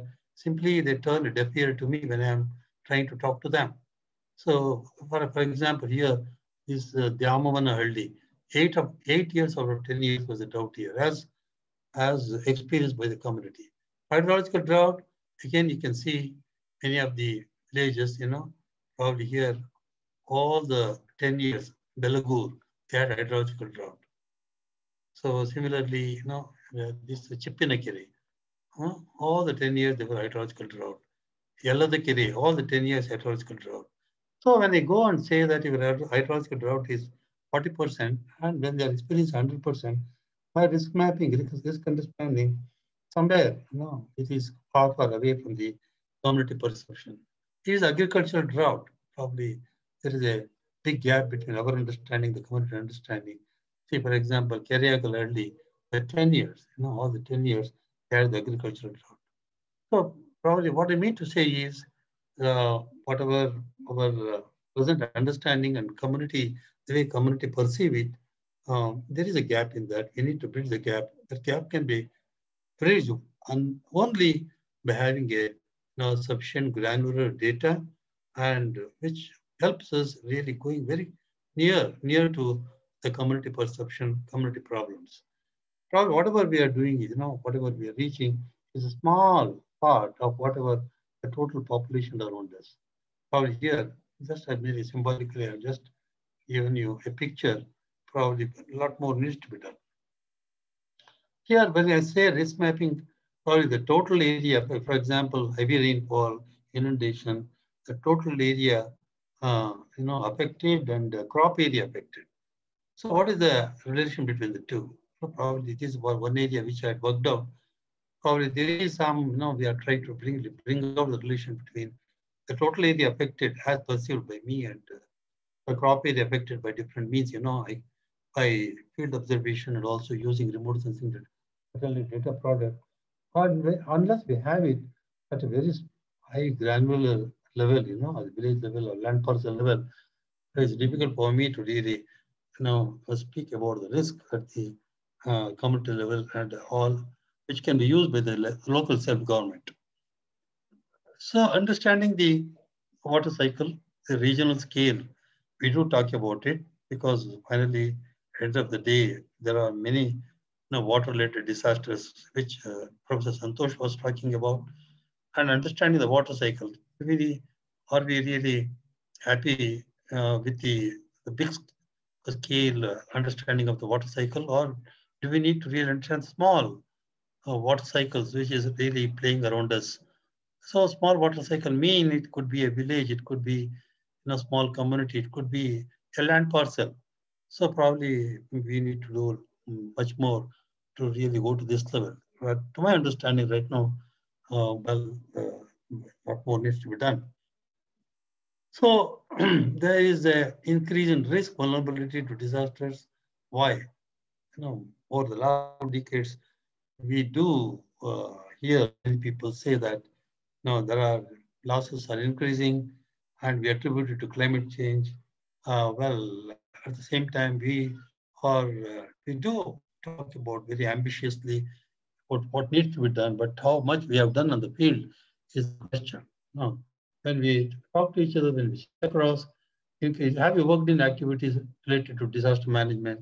If so, have you worked in the preparedness, relief, response, reconstruction? Some people are on the relief, response, reconstruction, which are more glamorous than preparedness. Preparedness is, in my opinion, is less glamorous because hardly any money is spent on preparedness. Are there convergence of minds and thoughts, plans and policies, funds, essential tools in disaster risk reduction or risk mapping? Do you think the need for improvement are fully satisfied or largely satisfied, somewhat satisfied? Or do you think it is a no comment? Do you agree that the losses due to damages and distress caused by disasters are increasing instead of decreasing? Are we working in silos? Do all departments converge in preparing risk maps or DRR plans? Do we still carry out opinions and orders given by political bosses or administrative bosses without really going into science-based decision-making system? Then comes some information, knowledge gaps, intellectual honesty, the wisdom, ethics, honesty and integrity, attitudes, individual behavior, group behavior, accepting the failure, new learning. Probably we don't have the culture of accepting the failure. Whatever we do, we are trained or made to really work and not accepting the failure. All the failure, we would like to show it as a big success, hide the failure, show everything as a success. That don't help us in learning in a new way, new learning. It doesn't help in new learning. We need to really accept the failure. We are really very poor in accepting the failure. And without honesty and integrity, no science and technology, in my opinion, can work. So this is one example, small area, one tank, about 140 acres, water spread area. So here you can see I've done a 3D subsurface imaging. You can see the variation within the small area. Unless I have an idea about this, because now presently I am the member in the Tank Conservation Development Authority, everybody comes with a DPR, detailed project report. It's something like about 10 crores, 14 crores, 20 crores, just to conserve and develop the tank. Well, really, unless I know what needs to be done, what is the characteristics of the tank bed area surrounding the tank, is very difficult. Probably within the small area, depth of water varies from 14 to 68 meters below ground level. There is a variation. So probably unless I have some idea about. So then we talk about climate change. Well, linked, interlinked, and you can just see in one way or the other, all the things we are relating into climate change. So probably how good are we in understanding the role played by the climate change in a small area, maybe village, part of the village, group of villages. So science, administration, political system need to work together. Maybe still a lot more needs to be done. And probably once the data speaks, it is very easy to convince the administration, political system, including the legal system. So being the expert witness in interstate water disputes, I know how difficult it is to convince other sectors, including the legal fraternity. And probably once the data speaks, is little more easier or much easier than to really integrate and go forward. So nothing in life is safe. So it's a zero risk. It's very difficult. And well, but really, the term risk refers to the expected losses from a given hazard to a given element at risk for a specified future time period. According to the way in which the element at risk is defined, the risk may be measured in terms of expected economic loss or in terms of number of lives lost, or the extent of physical damage to property. Our knowledge of what makes a person or a community more vulnerable than another determines the steps we can take to reduce their risk. Societies appear to become generally safer and less tolerant of risk as they become more technologically advanced. And yet some technological advances bring with them increased risk also. It's also possible. The level of safety that is being pursued is not specific. How safe is safe? How safe is safe enough? What risk are we really facing from disasters and how does it compare with other more familiar risks? Other more familiar risks. So risk assessment, risk evaluation is quantification depends to a considerable extent on the amount of data available and amount of data that is being shared. Data is available but not shared is really one of the another thing really bothering us. Data collection and defining risk. Collecting data on disaster is not a straightforward, and the systematic study of disaster is a relatively young science. So the quality of data available for risk estimation is considerably lower than that available for assessing other type of risk like medical risk or engineering failures. Medical risk I did share with you. And to understand risk, it's necessary not just to study the casualties, but also to study those people who are not affected. Risk needs to be defined in terms of the probability of the effects and the proportion of the total population affected. There is no one standard way of defining the population exposed to risk, so statistical expression of risk need to be carefully defined and explained for them to be useful.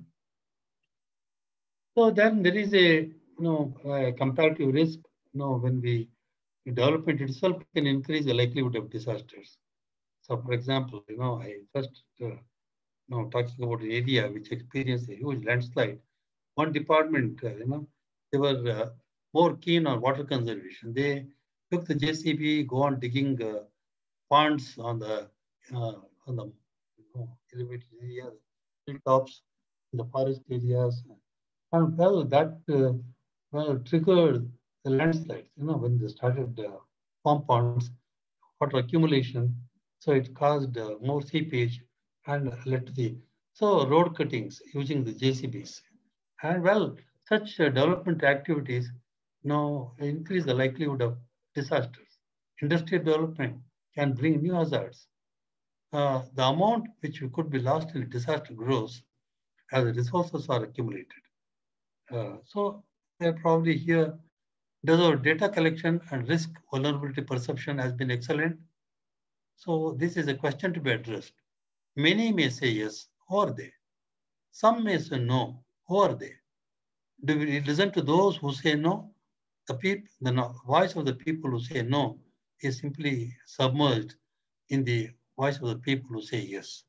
So reliable data collection, perceiving the risk and vulnerability, which are dynamic, needs attention. Again, when the resilience and mainstreaming, the climate change, we have talked about it. So what is the strategic framework to monitor and move forward? Again, what do we monitor, how to monitor, what are the things required to monitor? Do we really need to have a real-time data, near real-time data, mix and match of, as I said, a network of rain gauges which are telemetric, which are GPS enabled, tipping bucket, and well, other could be supplemented, complemented by data generated by the community. So understand the problem, identify and appraise options, deliver solutions. These are the things which really come before us when we talk about risk mapping and the strategic framework towards it.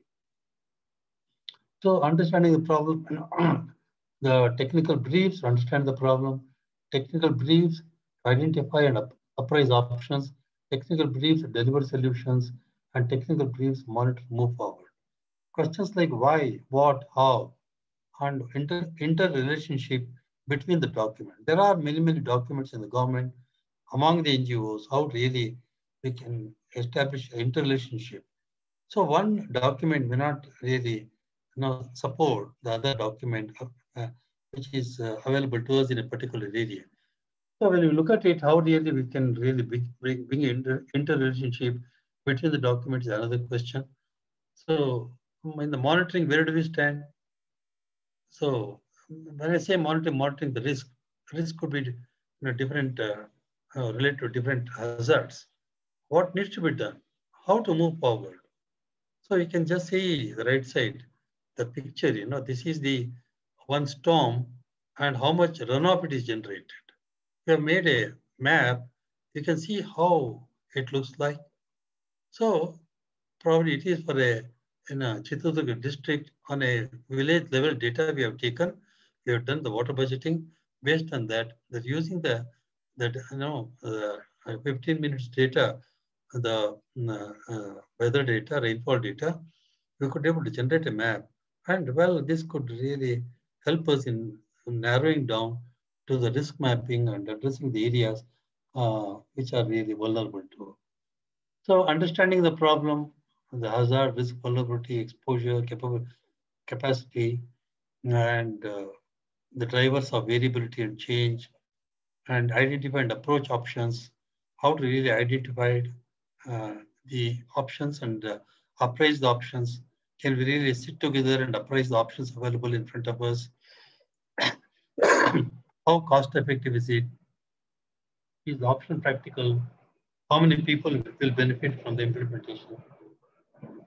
Will there be any unintended negative consequences? How cost effective is it? What is the environmental sustainability in the short and long term? Will the option still be effective in 10 to 20 years? Is the option compatible with the local national development objectives? How will the implementation of the option reduce developmental risk in other sectors such as the environment and public health? Is the option socially acceptable to the local level? How successful is it likely to be? These are the questions which really comes before us. So integrating options into strategies and plans is one of the important things. There is a process involved, and so deliver solutions. Probably when we really go through options, narrow down, and well, the preemptive, many options available, go with one or two options with the consensus and deliver. So how really we can work on in that direction. And finally, we need to find the entry point also, how really and how to really face the challenges associated with implementation of these ideas. So many things are really a lot of convergence are required, and Dr. Santosh and Dr. Meher has certainly mentioned about it. We have discussed about it. A lot of things are really converge together. So here comes a data-driven knowledge system and conceptual classification of big data. So data analytics, data life cycle, the data challenges, the process challenges, management challenges. These are the things which we need to really, the velocity of data, the variety of data, the variability, the velocity, and data acquisition, and warehousing, data mining, and how to really clean the data, the management challenges, the privacy, security. Everybody who has the data would like to hold it. So they somehow feel that if they don't share the data, they will be better. So if they share the data, the value will go down. Nobody will talk to them. This is not correct. We need to really make the data related to disaster management open to all. There should not be any restrictions on data sharing. When I was the director, case and DMC, we really, especially in the education sector, people who work on the, in bringing out new SNT tools, day-to-day basis, the data was made available to them on a free of cost, on a real time, near real time. Right now, I find it very difficult. I myself find it very difficult to get the data now. So how exactly we can think? Having a large experience, wisdom is one thing. If I don't get the data, whatever I want, whenever I want, so it's difficult for me to really use my wisdom, whatever expertise I have, in really improvising myself or providing solution to the people around me. A lot of research in designing is required for the collection of data, data analytics is maybe difficult for you to see the details. But anyway, just to give you an idea about, there's a lot of the work need to be done. So when we talk about data analytics, which helps us in descriptive analytics, analytics that helps in understanding what happened, and inquisitive analytics, analytics that helps me or us in comprehending, example, why is something happening, and predictive analytics, what is likely to happen in the future, prescriptive analytics, analytics that help in responding, so what, and now what, and preemptive analytics, analytics that helps in recommending what is required to be done, what is required to do more. So descriptive analytics provides me information, predictive analytics gives me insight, and prescriptive and preemptive analytics. No, the prescriptive analytics helps me to take a decision, helps us to take a decision, and preemptive analytics helps me in taking action. I know. So do we really have these way with us? To my knowledge, let me be very honest. I know there is somewhere intellectual honesty is very much required. No, if somebody is really doing it, I'll be very, very happy to learn, sit with them and learn. So then what is the way forward? A lot more needs to be done. It is easier to say risk mapping, but these are the tools which really goes. So we need to really, as I said, we are quite comfortable in empirical, using thumb rules, and how really we can move it to from not only theoretical to data analytics. So empirical to theoretical to data analytics, from learning to experience to excellence. So here we talk about equality, equity, and in my opinion, good data analytics, good data, big data analytics, understanding about prescriptive, descriptive, and preemptive analytics probably will help us in reaching somewhere close to the equity. Of equality, we are talking about equity. And more so, another two cartoons which I find very relevant. A group of people sitting in front of the doctor. Doctor doesn't know whose pulse is is it? He's asking whose pulse is this, please. Probably unless we know the pulse, can we really prescribe the medicine? Can uh, can we, unless I have the data, and can we really make a risk mapping? And here is a doctor who went to really provide the good health to the community. He himself fell sick.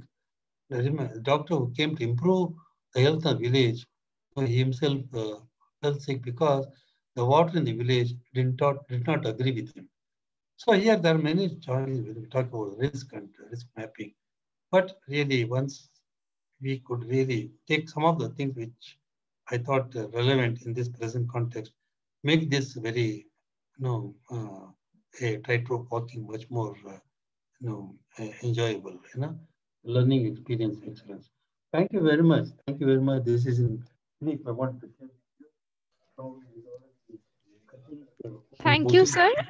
Thank you for giving us a very technical aspects of risk mapping, and you have discussed very nicely, given us a very nice strategic framework that we should be looking forward while integrating risk mapping in urban development is monitoring and moving forward. The second point is a four-step risk framework, understanding the issues, and then identifying and appraising the solutions, and finally delivering the solutions. This is something we should all adopt, and this is a nice framework, a strategic framework that we should be adapting further.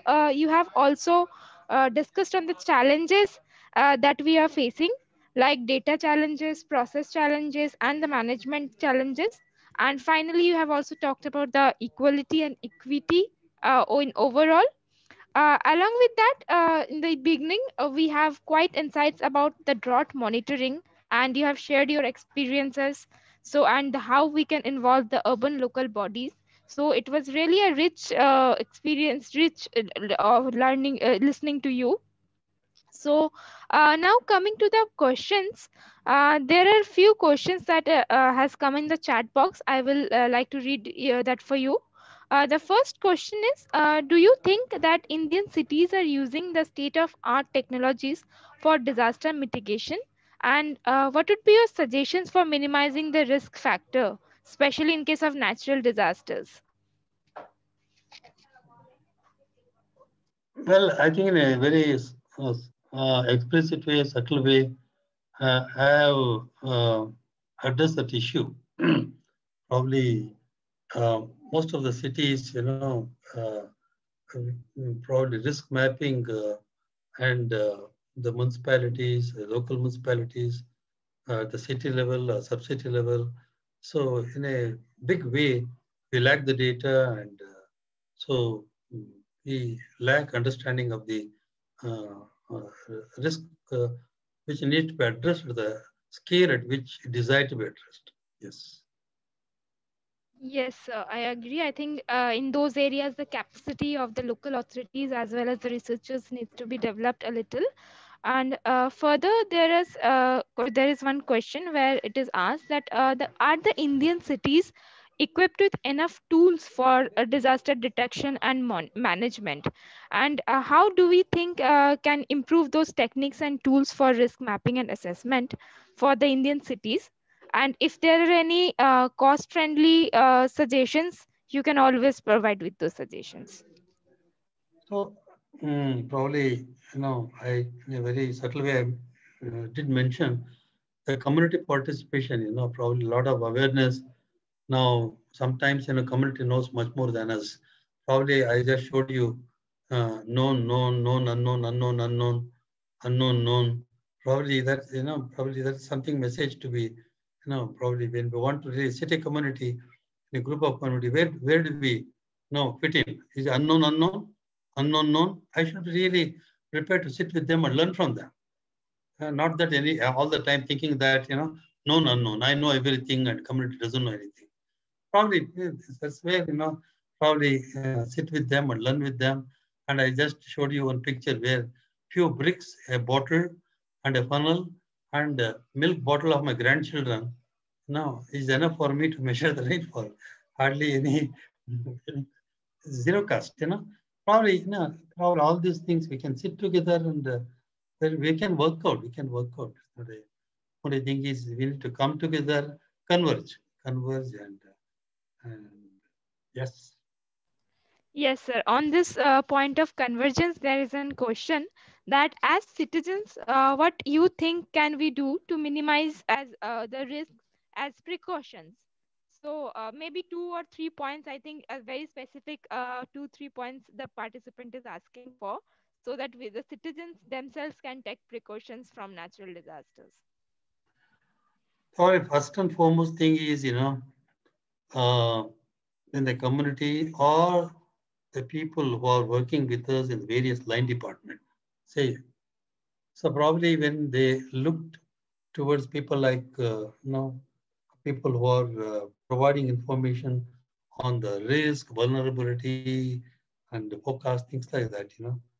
Many times, even the recent past, what happened, there is a mm, there is a information which really contradict each other.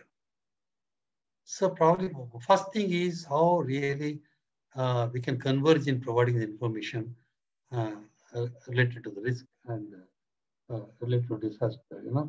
So somebody says, earthquake has happened in some place, X place. Somebody says, no, it has not happened. It creates, for that moment, it creates a lot of confusion. Subsequently, it creates a mistrust in the administrators and the political system also. So probably the first and foremost is that, how quickly we'll be able to converge in whatever we speak about. And the COVID-19 still, we all know that, well, the confusion which is really floating all around us. Probably here at least the managers, the disaster managers, we need to be really very specific in what we want to take it to the community. How quickly we will be able to converge. Number one, sharing the data among ourselves. Without hassle, we should be able to share the data. And the data, collectors, the people who get money from the government. Anybody cannot collect the data, right? Right.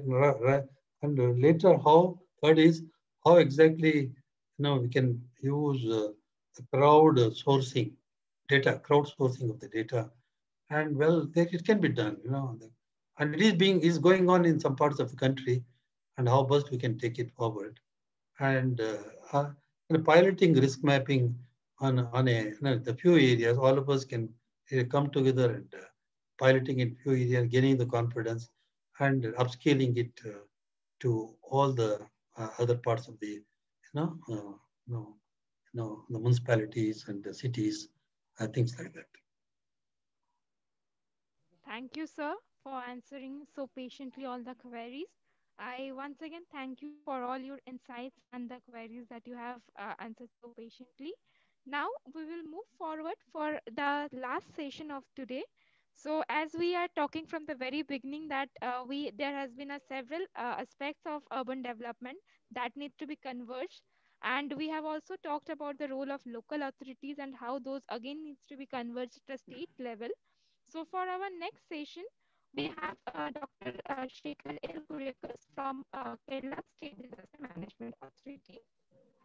So he would be deliberating us on those topics, and he would be giving us a brief perspective about how the risk mapping has been done in the Kerala, how the Kerala cities and the urban areas in the Kerala has adopted the mechanism, and how they have been converged into the state in the state level.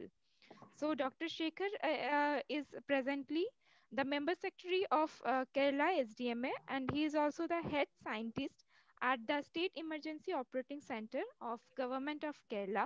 He has several experience of more than 20 years of work experience in the field of disaster risk management and has managed several disasters on field. So I welcome him for his session. Dr. Shekhar, over to you.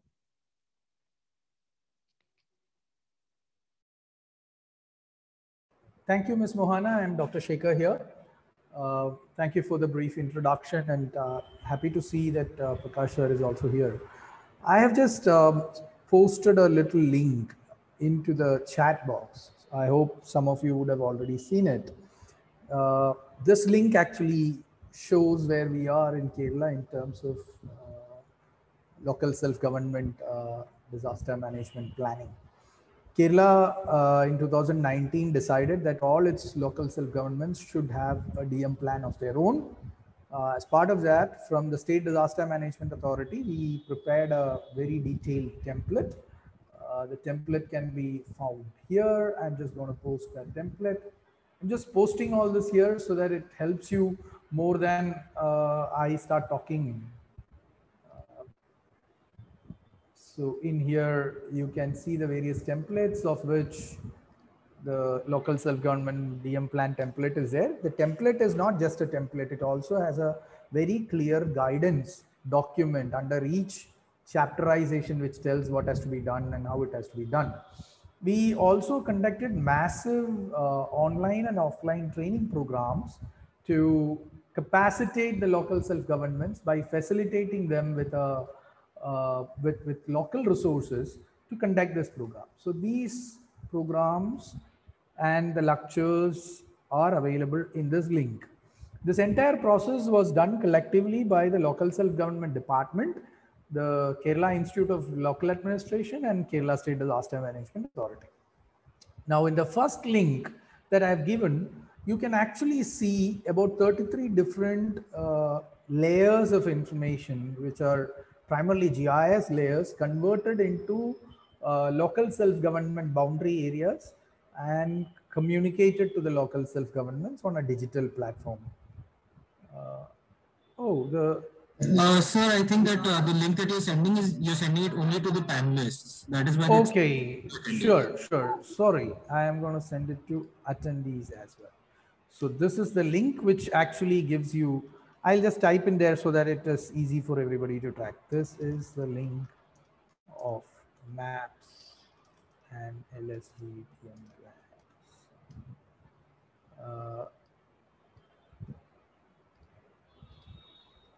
This gives the templates.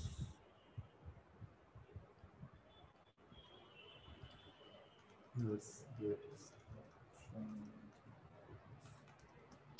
Okay, so in the first link, if you go there, you can already start seeing about 33 different layers of information, which was prepared at SDMA in record time in less than 15 days, because we have a huge GIS repository here. We prepared these maps and provided it to the local self-governments and told them, please take this, but don't believe them. You take it, go to the field, validate it, and whatever problems that you see there, you please record that into your DM plan and have a field verification of these maps, plus whatever problems that you see, you take it through a problem tree analysis program, come up with your DM plans. And this was, I mean, it's easily said than done. You can imagine the length and breadth of the exercise that we had to go through. Massive trainings were conducted at the local self-government level. And remember, this was the time when the last local self-governments elected were going out of power. They were just about to finish off their tenure. So what we did was, we initially started giving them maps, provided them the training, gave them the templates, again topped it up over virtual trainings, consultations at the local level in the Gram Sabhas, and then they were asked to prepare a DM plan in the template given. So if you look at the process, you will see that all of them have completed the DM plan. Then comes the question of quality. Now in 2020, we have now 2021, we now have the new local self-governments in power. Elections have been completed and the new people have come in power. So as part of their training at KILA, this is given priority. Every LSG, when they prepare their local self-government development plan, is to prepare their DM plan first and amalgamate it into the master plan, the development plan. So this is focused and insisted upon by the local self-government through a number of government orders and directions and guidelines, so that some elements of DM starts featuring in the mainstream development plan of the local self-government. You must realize in Kerala, local self-governments are very powerful. They control a large majority of the development process, starting from planning to execution. The last mile is very well served through the local self-governments. And this is known across the world, across the country. So the strength is with which we decided that we have to capitalize on disaster risk reduction starting at that level. Now, I spoke about quality. Now, the initial round in 2019-20 was to ensure that everybody prepares a plan. Whether the quality was great, whether the quality was poor, we didn't bother. We picked up 14, the best plans that came out from that exercise. We have reviewed it. We posted, we now have, along with KILA, local self-government DM plan coordinators in every district. And they are not sitting in revenue or the administrative departments. They are sitting with the local district planning officer.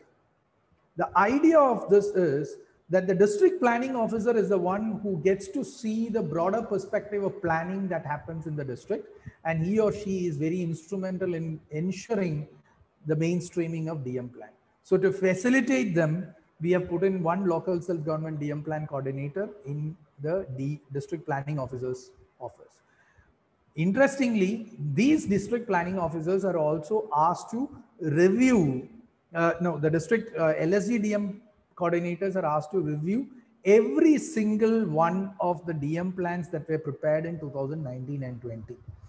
They have been given a common template. Every day they go through each of these plans. They will be able to complete only 1 or 2 plans in a day because they have to go through many different aspects of it, and they record their observations in a form which tells handy on a handy manner what do they think of the DM plan that was prepared by the local self-government. This is accumulated and given to KILA to tell them that these are the LSGs where the plans need these kind of improvements. So the training for them has to focus on that.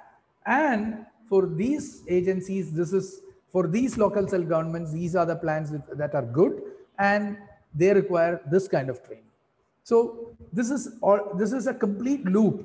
So we started with whatever information that we had, we provided it to them, asked them to field validate, go through a guideline document, we capacitated them to prepare a plan, and the plan is now being reviewed by an independent set of experts who are trained to review the plan, who are asked to look at the plan from certain perspectives.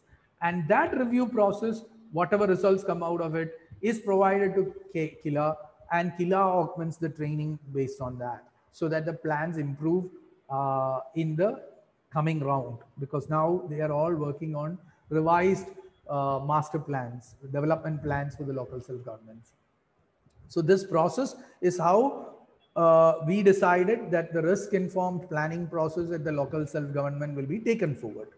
Now, let us, being an august audience with a lot of academia here, we should also understand the quality of what we give and the quality of what we get.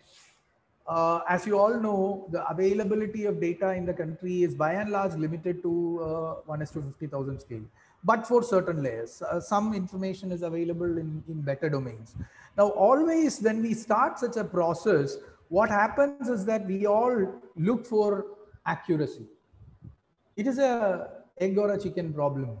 When we start looking for accuracy, we think that the people at the last mile doesn't know to read, to write, to understand this. Actually, the fact is the other way around. They know better than us because they live there. We are the ones who are giving them some pictorial representation based on some satellites flying some 160 or 36,000 kilometers away from us. Or we are the ones who are sensing with sensors and giving them information. Many a times the sensors are good, many a times the sensors are bad, many a times the analyst is good, many a times the analysts are bad. But what is required at the field is to provide them with whatever is available. Start with that, and that is exactly what we decided to do. Whatever we had accumulated over time at SDMA, we decided to open it up and give it to LSGs as much as that we have. We might not have the best of data, we might not have the most accurate of data, but when we gave, we told you check it in the field following this and this procedure.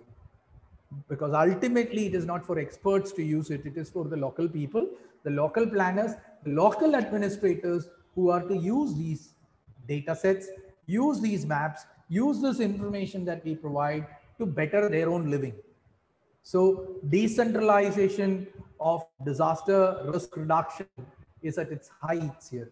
Now we facilitated them with whatever we have. We will continue to do that. The commitment that we give is we will not keep any data confined to us. Whatever we get, we will process it, validate it in the best manner that is possible for us, and provide that information on a continuous manner to local self-governments. Because our ultimate idea is to build capacities in them, to ensure that the last mile knows the risks, knows to adapt to it and deal with it. So this is how the process of connecting the loop is going on, and it is a loop. It never stops. It will keep revolving round and round and round, because every new information will facilitate to augment your master plans, your development plans, and the DM plans for better. Now, within the DM plan, of course, having a plan, having it incorporated in the development plan is all great and good.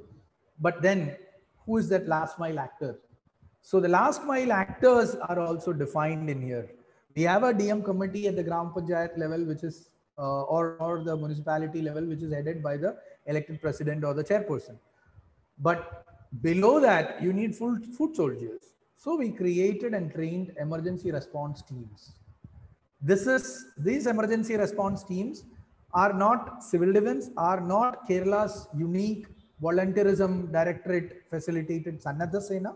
These volunteers might have anybody and everybody, including me or you, to facilitate the local self-government in emergency response. Some of us will be trained, some of us will not be trained. That's fine. But we impart a certain basic level of training to the emergency response teams so that they are available to the local self-governments to respond. Some have done it really well. Some have done it in a namke vaste manner. Now, but for all these caveats, if we hesitate to start this, then we will never achieve it.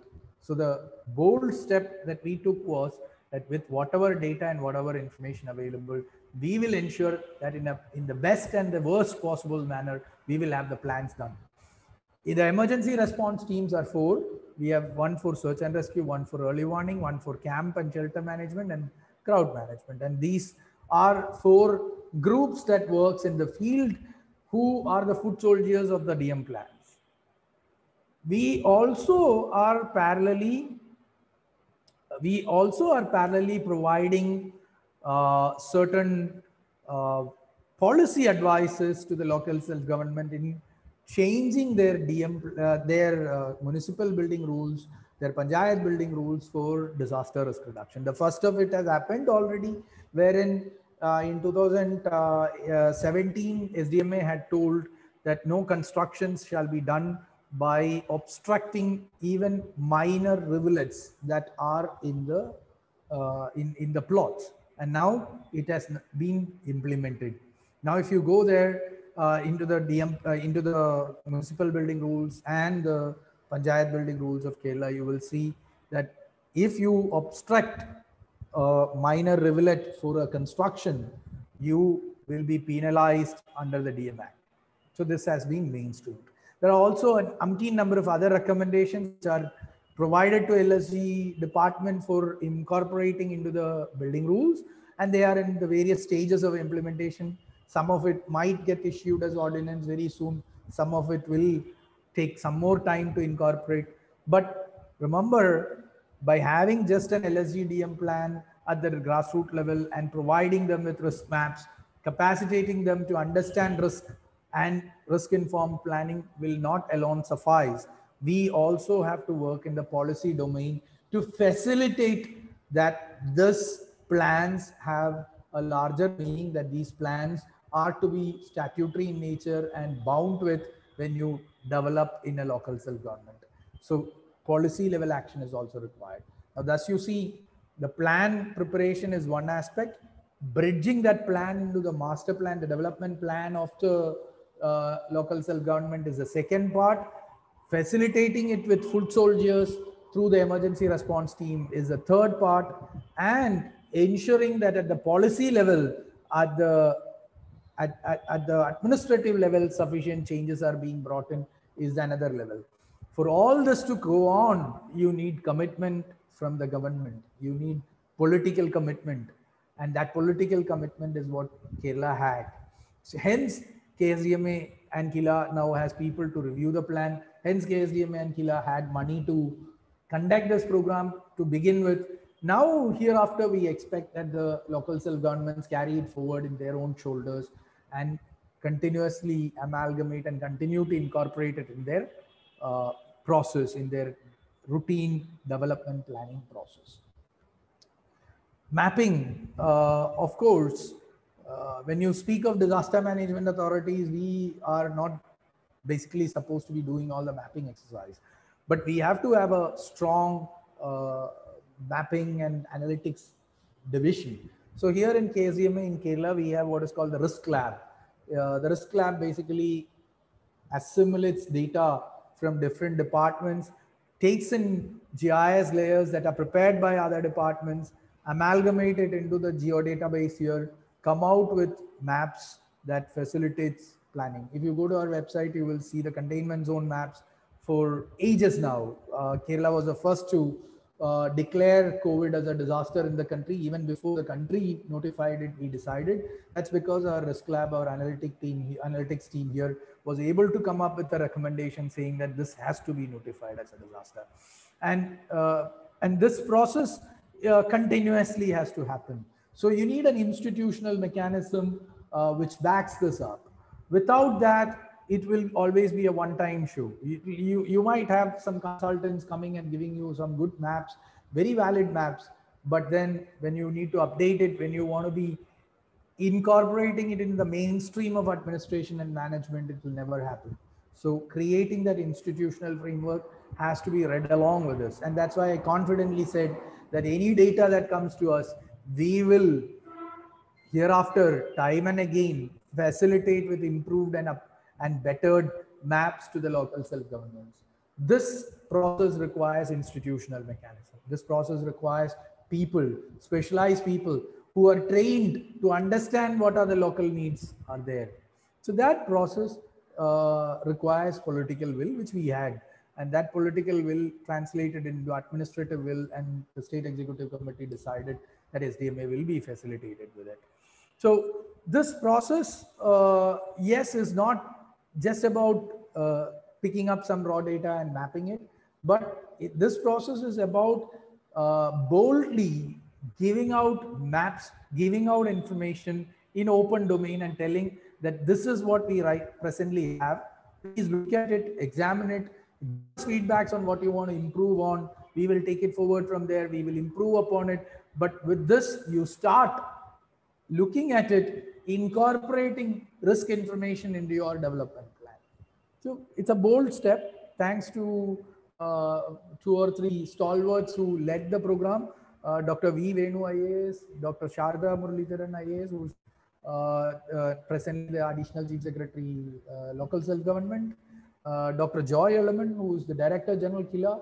These are the people who kind of taught us on the need to do this, and we basically facilitated it with the tooth and nail that SDMA has in acquiring data and providing it and converting it into meaningful information. So yeah, institutional mechanism is very important, and it has to have routine, regular institutional mechanism wherein people are trained to do this. You know, that's very important to have. Yeah, if you speak of risk mapping, it doesn't end here. We now want to take it into a participatory mapping process. We are starting to experiment with that. We have had some pilots done in some districts and some local self-governments. But now in the next round, we would really like the local people to assess their risks based on the scientific information that we have, but incorporating their perspectives, their know-how about the terrain that they live in, and incorporate that into the DM plan at the local self-government level is another step forward that we are contemplating. We are working on certain guidelines for that.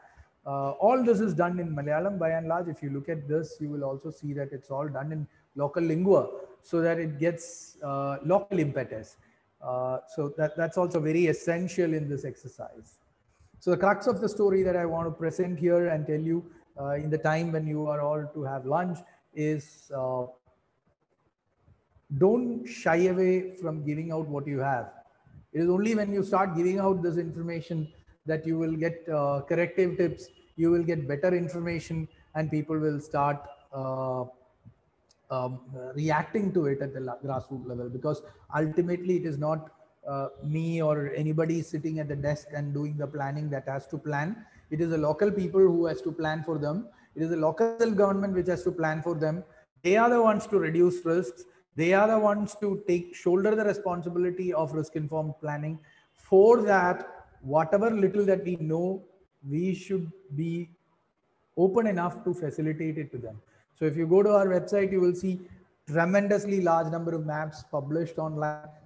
Landslide susceptibility maps and flood susceptibility maps are available online completely. Soon you will see a 10-year to 500-year return interval data, which we developed with UNEP. The flood return interval maps also coming out. It's only a matter of time before it is put out in public domain. So there are a lot of such activities that happens in every SDMA, in every institution, but then it becomes different when you start facilitating it to the local self-government and providing them, capacitating them with whatever information you have to make them use it for risk-informed planning. That's what we have done. This is a humble attempt, a first-time attempt in the country to do it for all the LSGs at a go. We have achieved that. Now we are starting to focus on quality, improving the quality and improving it with more and more concrete plans for risk reduction. So yeah, all this is possible in Kerala because in Kerala, Kerala stands on three large pillars when it comes to disaster management or anything for that matter. One is its strong local self-government. The mechanism is very strong. The institutional framework is very strong. They control a lot of development activities in the state. By and large, the maximum amount of it is by them. Two, the high degree of education, the investments that we have had done on education. Three, our strong healthcare mechanism. So if it has to be a proper risk-informed planning, the combination of these three is very much required. Any investments have to focus on this so that we continue. If people are healthy, people are educated, they have a good, strong local self-government mechanism, then risk will reduce for sure. It will come down because then that's when people will be able to manage themselves. So giving that capacity is what we have tried to do in Kerala. We have had been trying this for a long time. We have had been doing this for a long time. And hence we are able to do this in the shortest and the quickest possible time. So with these words, I stop here. Anybody has any questions, please be free to ask. I don't want to give you a PPT and lecture you because all that is available in the links. You are all educated people, can go there, read there, correspond with us, know better. Thank you. Thank you, sir. You have made your point very clear that to attend the risk mapping at the local level, what we need to do is we need to focus on developing our local self-governance and strengthening that framework first, and then build their capacities. And at the same time, we should be also looking to their other aspects of infrastructure like health infrastructure and education infrastructure, as we are focusing on building the capacities.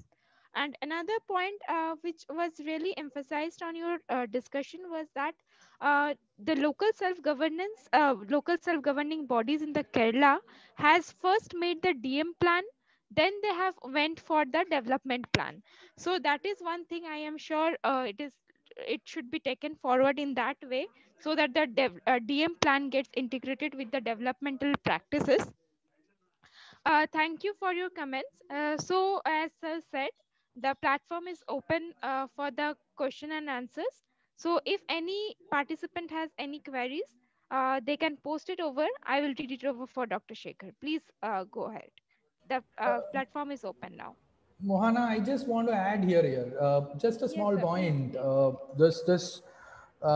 See, one of the crux of what I told, and that's for the academia here to know, we didn't shy away from giving out any data or databases that we had.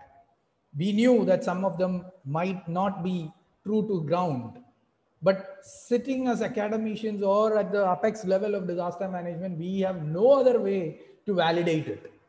So one of the points that I want to add to what Mohana had just mentioned is, please open up all your databases. If you have any information on risk, be it true or wrong, just give it out. Then we will know whether it is wrong or right. So that's one specific aspect that I want to stress. And that is why I gave you that link initially, which has all the maps. For any LSG you go, you will see about 32 different maps. And then they are now used in the field. In the DM plan, when you go, you will see this map had that problem, that map had this problem, this map was not true to ground, that map was right. That's the kind of activity that has to happen, because we are a democratic country and we need people to voice out the wrongs and the rights of what academia does. So that's what we did. We facilitated that. Yes, sir, true. So we get the opinions of both the sides. So that is very important aspect, as sir has emphasized. Any questions, participants, please post their questions on the chat box or the question and answer section.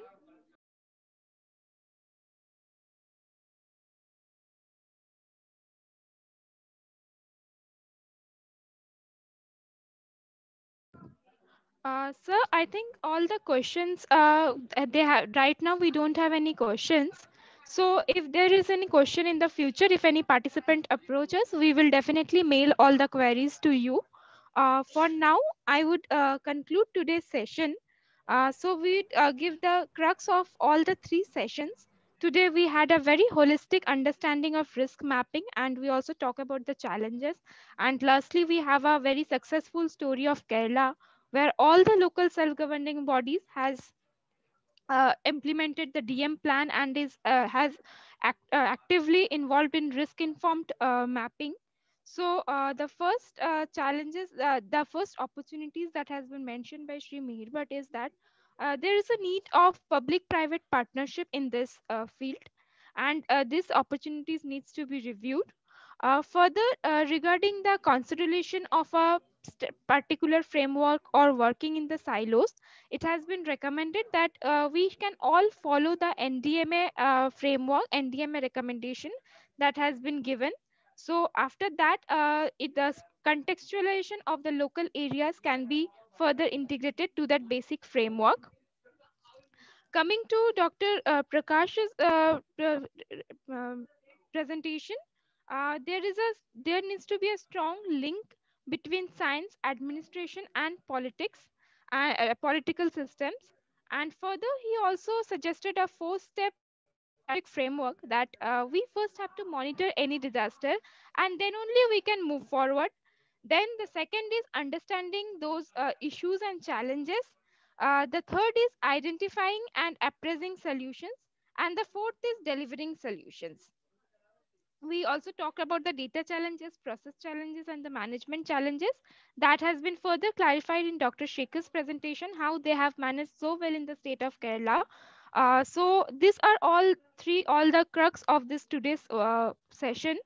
So with this, I would conclude today's session, and I would present the vote of thanks to our to our executive director, Major General Manoj Kumar Bindal, in his absentia, and Raviranjan Guru, Deputy Director General of All India Local Self-Governance. And at the same time, I would also convey thanks to all the eminent speakers and Professor Santosh Kumar and Mr. Gagan Sinha for convening this program, and also all the coordinators, Mr. Abhishek Pandey, Ashley for the IT support. And with that, I would conclude today's session. Thanks to all the participants once again.